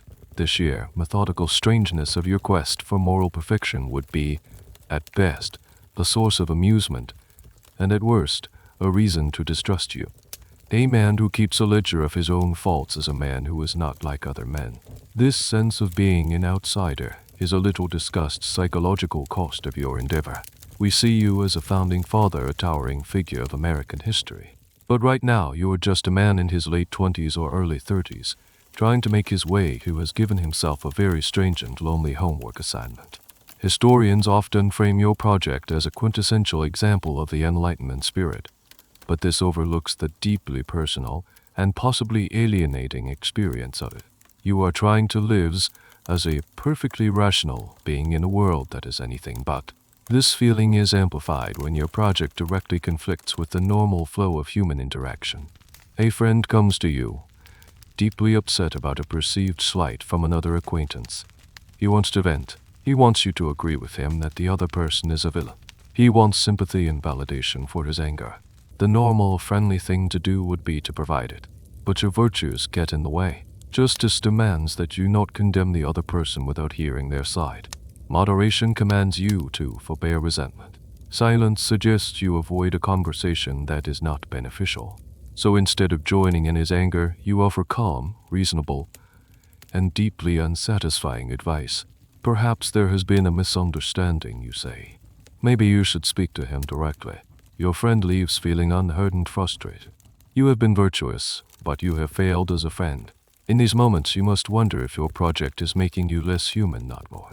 Is it sanding away your rough edges, or is it sanding away your ability to connect with the messy, emotional, imperfect people around you? You are striving for a kind of perfection that no one else is even aiming for. It is a lonely pursuit. That night, back in the quiet of your room, you open the little book. It is a familiar comfort, a silent confederate that understands the rules of the game you're playing. There is no column for loneliness or alienation. There is no box you can mark to quantify the feeling of being separate from your fellow man. The book can track a failure of temperance, but it can't track the social cost of being the only temperate man in a room full of revelers. This is a flaw in the system, a whole dimension of the human experience that your grid cannot capture. You complete your nightly accounting, marking a spot for a failure of tranquility when you got annoyed with your friend's drama. But as you blow out the candle, you are left with the unsettling feeling that the most significant challenges of your project are the ones that lie outside the neat lines of your book. The years go by.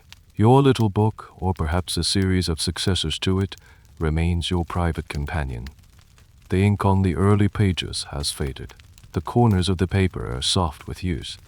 You are no longer just a successful printer. You are a civic leader. You've helped establish the city's first lending library, its first volunteer fire department, and you're now deeply involved in plans for a new hospital and an academy that will one day become the University of Pennsylvania. Your life is a whirlwind of useful, industrious activity, and yet, every now and then you are forced to confront your old, familiar, and still undefeated enemy.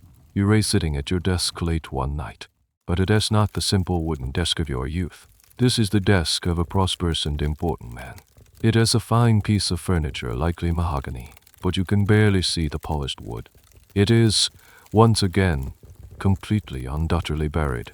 There are stacks of letters from scientists and philosophers across the colonies and in Europe. There are architectural plans for the new hospital. There are financial ledgers for the library company. There are half-finished essays for your newspaper, drafts of proposals for the Pennsylvania Assembly, and scattered notes on your latest electrical experiments. It is the glorious, productive, and infuriating chaos of a dozen different lives being lived at once. And somewhere, in the middle of it all, is your little book. This week, as fate would have it, is Order Week. You look at the mess, and you look at the rule you wrote so long ago. Let all your things have their places. Let each part of your business have its time. It feels less like a rule now and more like a cruel joke. In your youth, your struggle with order was a battle against your own creative intentness. Now, it is a battle against the sheer volume of your own success. Every piece of paper on this desk represents a commitment to project, a useful activity you've taken on. Your industry has created a tidal wave of chaos that has completely swamped your ability to maintain order. You let out a long sigh, a sound you've made on this particular week of the cycle for decades. You remember the youthful zeal with which you first tried to conquer this virtue, the belief that a clean desk would lead to a clear mind. The reality has turned out to be far more complicated. In fact, you're starting to suspect the opposite might be true. Your most creative breakthroughs, the ones that led to the Franklin stove, the lightning rod, the new theories about electricity, were not born in moments of quiet, scheduled contemplation. They were born in the chaotic collision of different ideas, represented by the jumble of papers on your desk. The letter from a London botanist lies next to a note about improving street paving. And somewhere in the intersection of those two unrelated thoughts, a new idea sparks. Could it be that your greatest weakness is inextricably linked to your greatest strengths? Some modern historians and creativity researchers would certainly argue so. They'd say you had a mind that excelled at associative thinking, at making surprising connections between disparate fields of knowledge. A rigidly ordered environment where every subject is confined to its own separate, tidy box might have actually stifled that unique genius. Your messy desk was empty a sign of failure. It was the fertile soil in which your best ideas grew. But this is not a comforting thought for the man trying to live by the rules in his book. You still feel the sting of the failure. You made a rule. You resolved to follow it. And you are, once again, not following it. You pick up a stack of letters, intending to sort them. But the first one you read is from a fellow inventor describing a new type of pump, and your mind is immediately captivated. You forget all about sorting the letters and begin sketching out an improvement to his design on a scrap piece of paper. You have just in real time demonstrated the problem perfectly. Your insatiable curiosity, the very engine of your industry, is the saboteur of your order. This time, the failure feels different. It has less of a frustration and more of a resignation. You are like a man who has been trying to teach a cat to walk on a leash for 20 years. At some point, you have to accept the fundamental nature of the cat. You begin to wonder if the rule itself is flawed. Perhaps the expectation of perfect, sequential order is simply wrong for a life as complex and varied as yours has become. That night, when you finally find the little book, you perform the familiar ritual. You open it to the page for order. The column is already marked with the black spots of the preceding days. You look at the mess that still surrounds you. It is not the mess of a lazy or undisciplined man. It is the mess of a man engaged in a dozen different battles on a dozen different fronts. It is the mess of creation. With a sense of weary acceptance, you dip your quill in the ink. You add one more black spot to the column, another small monument to your most persistent and, perhaps, most productive failing. You close the book and look at the chaos of your desk, not with anger, but with a kind of wry affection. It is the fingerprint of your mind, the visible evidence of a life being lived to its fullest, and you decide that perhaps that is a kind of order in itself. Your quiet truce with the chaos of your desk marks a subtle shift in your entire project. You are learning to accommodate your own nature, to accept that some battles will never be decisively won. But as one front quiets down, another becomes more active than ever. The acceptance of a practical failure like order is one thing, but now you must face the consequences of your overwhelming success, and it brings you face to face with the surprised, most cunning opponent in your entire rogues gallery of flaws pride. The issue is that your life is no longer small and private. You walk through the streets of Philadelphia, and you are no longer just Ben the printer. You are Drive, Franklin. You've received honorary doctorates from prestigious universities overseas, like St. Andrews and Oxford. People tip their hats to you. Members of the Pennsylvania Assembly stop you on the street to ask your opinion on policy. You go to a meeting of the American Philosophical Society, a group you yourself founded, and you are not just a member. You are its leading light, the man who tamed lightning. The world is holding up a giant ornate mirror to you, and the reflection it shows is of a great and important man. This constant external validation makes your personal, private quest for humility feel like trying to stay dry in a rainstorm without an umbrella. You diligently practice the techniques you developed years ago. In conversations, you still consciously avoid words like certainly and undoubtedly. You still use your old favorites, I conceive, it appears to me. But the effect is different now. In your youth, it was a tool to make you less abrasive and more persuasive. Now, it feels like a performance. People don't hear your softened language as a sign of genuine uncertainty. They hear it as the charming modesty of a great man, which only makes them admire you more. One evening, a visiting dignitary is lavishing praise on you for your electrical discoveries. You try to deflect it, as is your habit. I was merely fortunate, you might say, to have stumbled upon a clue that others had missed. You are trying to imitate Socrates, to acknowledge the vastness of what you don't know. But the man simply beams and replies, Dr. Franklin, your modesty is as remarkable as your genius. And in that moment, the trap springs shut with a resounding clang. You have been praised for your humility, and for a fleeting, terrible second, you feel a surge of pride in your excellent performance of being humble. Your brain becomes a courtroom where pride is the prosecutor, the defendant, and the star witness all at once. The very act of trying to be humble has become your most impressive and pride-inducing trick. This is the great paradox that will follow you for the rest of your life. Historians are still locked in this debate. Was the humility of the older, world-famous Benjamin Franklin a sincere, deeply held spiritual state, a true conquest of his youthful arrogance? Or was it the ultimate, most sophisticated form of public relations, a carefully crafted persona that he understood was essential for navigating the halls of power? Was he a truly humble man, or was he just the world's foremost expert on appearing to be a humble man, knowing that this was the most effective way to get people to do what he wanted?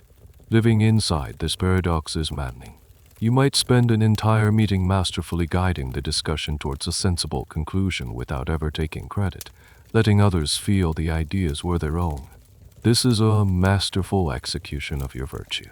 But on the walk home, you find yourself replaying the scene in your mind, congratulating yourself on your subtle, masterful manipulation. The pride you feel in your self-effacement is a bigger, more potent strain of pride than the simple arrogance of your youth. It is a connoisseur's pride, a pride in your own subtlety. So you sit down with your little book. It feels almost quaint now, a relic from a simpler time in your life. The problems you face have become so much more complex than a messy desk or a piece of gossip. You open it to the familiar page for Humility Week. You look at the rule. Imitate Jesus and Socrates. Jesus was followed by disciples. Socrates was followed by students. You are followed by a whole world of admirers who are constantly telling you how great you are. Their model doesn't seem to account for international fame. You reflect on the day. You were praised for your modesty. You felt pride in that praise. By the letter of your own law, it is an obvious failure. You pick up your quill. There is no hesitation this time, no youthful frustration. There is only a deep, almost comical sense of irony. Your project for moral perfection has been so successful in the worldly virtues of industry, frugality, and justice that it has made this final, most difficult virtue all but impossible to attain. Your victories have engineered your defeat. With a slow, deliberate hand, you place a black spot in the column for humility. It is the darkest, most profound spot in the whole book, because you earned it by being so good at everything else. Your life has become a relentless series of interruptions. The neat, gridded structure of your 13-week virtue cycle is under constant assault from the chaotic, unpredictable demands of reality. The schedule you once tried to impose on your days with neat blocks for work, study, and reflection now seems like a distant, naive dream. Your time is no longer your own. It belongs to the city of Philadelphia, to the colony of Pennsylvania, and increasingly to the simmering tensions between the American colonies and Great Britain. One morning you sit down at your chaotic desk, intending to spend an hour on your scientific correspondence. This is your industry time, a useful and important task. But before you can even uncap your inkwell, there's a knock at the door. It's a committee from the Pennsylvania Assembly. They need your immediate advice on a complex issue of provincial finance. The discussion takes the entire morning. Your correspondence lies untouched. Just as you're sitting down to a late lunch, another urgent message arrives. Your presence is required at a meeting of the board for the new hospital. A shipment of building materials has been delayed, and the project is at risk of falling behind schedule. Your afternoon is consumed by logistics and negotiation, trying to untangle the mess. You are practicing justice, making sure the suppliers are treated fairly, but held to their contract and industry. But your personal plan for the day is in ruins. This is your life now. Your grand project for self-improvement is constantly being sideswiped by the very success it helped you achieve. Your reputation as a wise, fair, and industrious man means that you are the first person everyone turns to when there is a problem to solve. Your artist, the duties you must perform are no longer small, personal tasks like fixing a door handle. They are large, civic obligations, funding a hospital, paving a street, negotiating a treaty with a Native American tribe, or trying to explain the colony's position to an increasingly stubborn parliament in London. The virtue of resolution, perform without fail what you resolve, is tested in a way you never imagined when you first wrote it. What do you do when your resolutions conflict with each other? You resolved this morning to answer your letters, but you also have a standing, implicit resolution to perform your duty as a civic leader. When the committee knocks on your door, which resolution takes precedence? You are constantly forced to try at your own virtues. This period of your life is a little remembered but crucial chapter. We think of you as the wise old statesman at the Constitutional Convention, but the decades leading up to that were a masterclass in juggling. You were a scientist, an inventor, a writer, a publisher, a postmaster, a politician, and a diplomat, often all at the same time. This wasn't because you were scattered, it was because your skills were in such high demand. The greatest interruption of all is about to begin. The disagreements with Great Britain are no longer theoretical debates to be discussed at the Junta Club. They are escalating into protests, boycotts, and political crises. You are called upon to travel to London to act as an agent for Pennsylvania and other colonies to try and bridge the growing chasm. You pack your bags for what you assume will be a temporary mission. You will be gone for years. This relocation throws your entire system into disarray. Your routine is gone. Your familiar print shop, your library, your friends at the junta all left behind. You are living in a boarding house in a foreign city, navigating a completely different culture. The quiet, nightly ritual with the little book, a practice now deeply ingrained, must feel like an anchor to a distant self, a reminder of the disciplined young man who started this project so long ago. Historians still debate how strictly you adhere to your system during these tumultuous years abroad. It's hard to imagine you found the time for your nightly accounting while engaged in high-stakes diplomatic negotiations with members of parliament. Yet, the principles of the project were more important than ever. You had to practice sincerity while being diplomatic, justice while fighting for the rights of the colonies, and moderation when surrounded by extreme and angry voices. The virtues were no longer a personal improvement plan. They were the essential tools of your trade. One evening in your London apartment, feeling the immense weight of your responsibilities, you might find a moment of quiet. You look out at the unfamiliar, rain-slicked street. You are thousands of miles from home. The fate of the colonies may, in some small way, rest on your shoulders. The resolutions you are trying to perform are now tied to the destiny of a nation. The little black spots in your book a messy desk. A moment of pride and indulgent meals seem impossibly small and insignificant compared to the scale of the challenges you now face. The project hasn't been abandoned. It has been transformed. It has scaled up from a personal quest for a perfect able man to a public struggle for a more perfect union. The plan has been interrupted, but the purpose has become larger than you ever could have dreamed. You are no longer just trying to improve yourself. You are trying to build a better world. And you are using the same toolkit of virtues you started assembling in a quiet room in Philadelphia so many years ago. You are an old man now. The revolutionary fires you tried to temper have blazed into a full-fledged war. The world you knew as a young printer has been turned upside down, and you have been one of its primary movers. You've spent years in France, securing the critical alliance that would ultimately ensure American independence. You have sat in stifling lie-hot rooms in Philadelphia, helping to draft first a Declaration of Independence and then a constitution for a new kind of nation. The scope of your life has expanded beyond anything the young man with the little book could have ever imagined. One day, in the relative quiet of your final years, you decide to write your life story. It is not for publication necessarily, but for your son William. You want to explain to him how you, the son of a Boston candle maker, rose to become a man of international renown. And as you search for the organizing principle of your life, the secret to your success, your mind returns, again and again, to that little book and its grid of 13 virtues. You pull out the old book, or perhaps you simply pull the memory of it from the vast library of your mind. You describe the project in your autobiography in great detail, the list of virtues, the orderly sequence, the little grid, the daily accounting, the black spots. You lay out the entire system with the same methodical clarity you used to design it. And then you make a remarkable confession. You write that you never, not once, achieved the perfection you were aiming for. You admit that you fell far short of it. You recount your lifelong, losing battle with the virtue of order. You tell the amusing and deeply relatable story of your struggle with pride, how it was always popping up when you least expected it. This is a critical moment of self-assessment. After a lifetime of striving, you are admitting failure. The experiment did not produce a perfect specimen. The book was never clean. By the original standards you set for yourself, the project was an unmitigated flop. But then, as you continue to write, you pivot. You reflect on what the project did give you.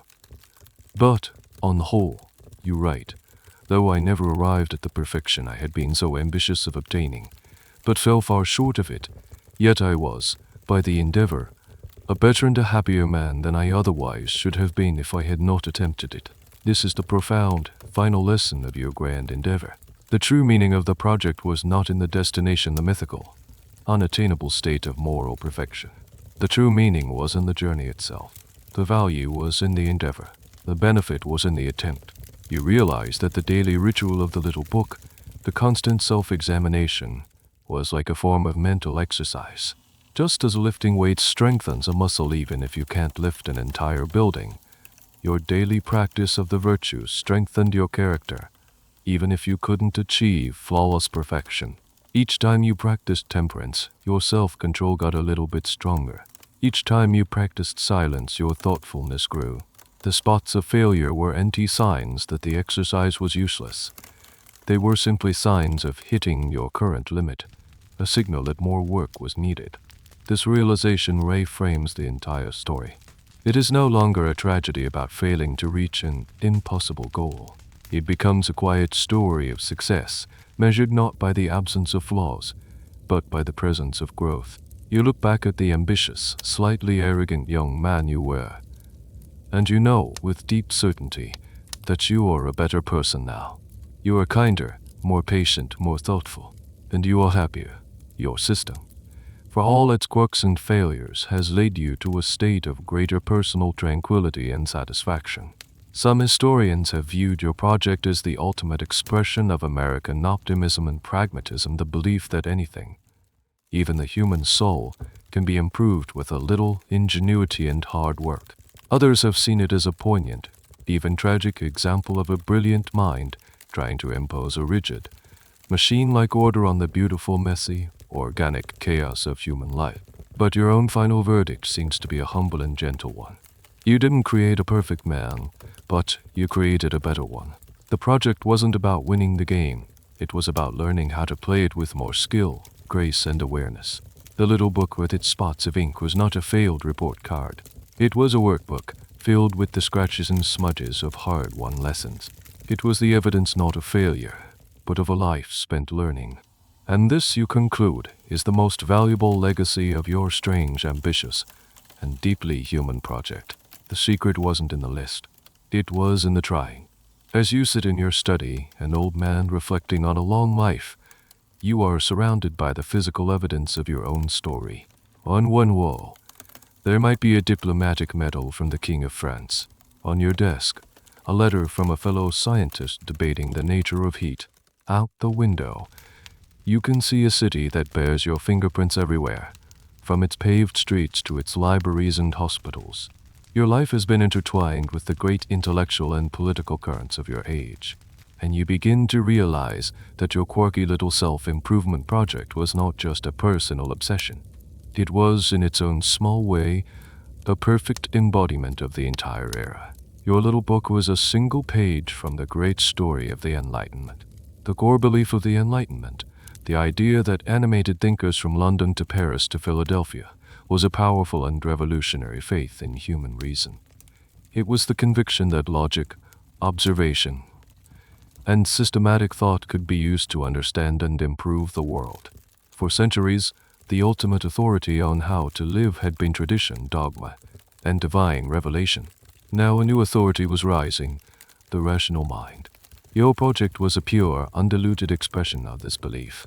When you faced the question, how does one become a good person? Your answer was not simply to pray more or to blindly follow ancient scriptures. Your answer was to treat it as an engineering problem. You would define the parameters, the 13 virtues. You would create a methodology for implementation, the weekly focus. You would design a system for data collection and analysis, the little book with its grid. You were applying the scientific method to your own soul. You were attempting to create a technology of virtue. This was a radical act. It quietly declared that a human being using his own reason could be the primary architect of his own character. It placed the responsibility for moral improvement squarely on your own shoulders, not on some external mystical force. Historians often point to this as a key shift in Western thought. The idea that humanity was not doomed by original sin, but was instead perfectible through its own efforts, was a foundational principle of the modern world you were helping to build. Your project to perfect Benjamin Franklin was a miniature version of the American project to create a more perfect union. Both were rooted in the audacious belief that a better future could be rationally designed and systematically constructed. You can see the Enlightenment principles woven through every virtue on your list. Your focus on frugality and industry wasn't just about getting rich. It reflected a belief in a rational, productive society where progress was driven by human effort, not by inherited privilege. Your emphasis on justice and moderation was a direct echo of the political philosophers who argued for balanced government and the rule of law. Even a seemingly simple virtue like cleanliness was connected to the scientific spirit of the age, an emerging understanding that order and hygiene were preferable to squalor and disease. Your little book with its neat grid looks strikingly similar to the charts and tables being created by the new generation of scientists. Men like Carl Linnaeus were creating vast, orderly systems to classify the entire natural world, from plants to animals. They were taming the chaos of nature by organizing it into rational categories. You were attempting to do the same thing with the chaos of human behavior. You were trying to be the Linnaeus of your own character. But your project also reveals the limits, the potential blind spots of the Enlightenment. The system struggled to account for the irrational, emotional, and unpredictable parts of being human. Your lifelong losing battle with order was a testament to the fact that not everything in life can be neatly scheduled and categorized. Your paradoxical struggle with humility showed that some human qualities resist logical analysis and can even be strengthened by the attempt to suppress them. Your system was brilliant at improving your habits, but it was less successful at re-engineering the deep, mysterious core of your personality. This is the great, unresolved debate that you, in your old age, seem to be having with your younger self. The young man believed in the almost limitless power of his rational system. The old man has learned through decades of experience that reason is a powerful tool, but it is not the only force at work. There is also passion, intuition, chance, and the stubborn, unchangeable truths of one's own nature. You look back at the project not as a failure, but as a beautiful, noble, and slightly naive experiment. It was the perfect product of its time, optimistic, rational, and deeply confident in the human capacity for improvement. It didn't achieve its impossible goal, but in the process of trying, it illuminated both the incredible power and the inherent limitations of the Enlightenment dream. Your one-page quest for perfection was, in itself, a perfect piece of the 18th century. In your autobiography, as you try to summarize the ultimate lesson of your lifelong project, you don't use the language of philosophy or science. Instead, you turn to a simple, practical metaphor, the kind of story a printer or an artisan would understand. It is the story of a man who wants a perfectly sharpened, polished axe. You write about a man who comes to a blacksmith, wanting to buy an axe. The blacksmith presents him with one, but the man sees that the whole surface of the axe is speckled, just as it came from the forge. I want it perfectly bright, the man insists, like the cutting edge. The blacksmith agrees but tells him it will require a lot of hard work. The man will have to turn the heavy grindstone himself while the blacksmith holds the axe against it. So the man begins to turn the crank. The grindstone shrieks and spins, and the work is exhausting. He turns and turns, and after a while, he's tired and out of breath. He asks the blacksmith to check the axe. The blacksmith shows it to him. It is brighter, certainly, but it is still covered in little black specks. Keep going, the blacksmith says. The man turns for a while longer, his muscles aching, his patience wearing thin. He stops again. How is it now? He asks. He looks, and while it's much improved, he can still see some specks remaining. He thinks about the immense effort it will take to remove every last one. Finally, he throws down the handle. I've had enough, he declares. I'll take the axe as it is now. A speckled axe is best, after all. And he pays the blacksmith and walks away, leaving the blacksmith to chuckle to himself. You tell this story as a way to explain your own journey. You were that man, ambitious and demanding, wanting a perfectly bright, flawless character. You were willing to do the hard work of turning the grindstone, the daily effort of your virtue project. You turned and turned for years, trying to grind away every single imperfection, every little black spot. You scrubbed at your pride, you chipped away at your disorder, you polished your temperance. But after a lifetime of turning that heavy wheel, you came to the same conclusion as the man in the story. You realized that achieving a perfectly bright, flawless surface was either impossible or simply not worth the soul-crushing effort it would require. You looked at your own character, vastly improved, much brighter than when you started, but still undeniably speckled. And you decided to accept it. You learned to be content with a speckled axe. This metaphor is the heart of your final, mature understanding of the project. It is a profound shift from the binary thinking of your youth. The young man saw only two options, a perfect, spotless page or a failed page. The old man sees a spectrum of improvement. The speckled axe is not a symbol of failure. It is a symbol of pragmatic success. It is infinitely better than the dull, untouched axe it started as. It is sharp where it needs to be. It can do its job. The remaining specks do not compromise its fundamental usefulness. Historians and philosophers have long admired this simple story. It captures a deep truth about the human condition. We are all, in some way, speckled axes. We all have flaws, ingrained habits, and parts of our personalities that resist our best efforts to change them. The quest for absolute perfection can be a recipe for misery, a constant source of frustration and self-recrimination. Your story offers a different path. Strive for improvement. Do the hard work, but also cultivate the wisdom to know when to accept your own imperfections. This doesn't mean giving up. The man in the story didn't walk away with the axe in its original state. He worked hard and made significant improvements. Your message is not one of lazy resignation. It is one of strenuous effort combined with graceful self-acceptance. It is about finding the wise and healthy balance between ambition and contentment. As you finish writing this part of your story, you feel a sense of peace. You have finally found the right words to describe the long, strange journey of your little book. You have reconciled the ambitious idealism of your youth with the gentle realism of your old age. You have made peace with your own specks. You understand that they are not just flaws, they are part of the texture of your life, the indelible marks left by the forge of experience. They are proof that you have been tested, used, and not found wanting. You look at your own life not as a flawed masterpiece, but as a good, strong, useful tool that has done its work in the world, specks and all. Then you decide that is more than enough. The ink is dry on your autobiography. The story of the speckled axe feels like a fitting, final word on your great, personal project. The little book itself, the physical artifact, has likely been lost to time, a casualty of your many travels and the general clutter of a busy life. But its legacy is now secure, enshrined in the pages of your life story, waiting for future generations to discover and puzzle over. You have, in effect, open-sourced your system for self-improvement. You are in the final years of your life, a period of relative quiet after decades of ceaseless activity. You are home in Philadelphia, the city you helped build from a muddy colonial town into a great American metropolis. You can sit in your garden, surrounded by your books, your inventions, and your grandchildren. It is a time for reflection. And as you reflect, you must sometimes think about the sheer, unadulterated audacity of that young man who thought he could perfect himself with a checklist. What would you, the wise old statesman, say to that young printer now? Would you warn him about the futility of his quest?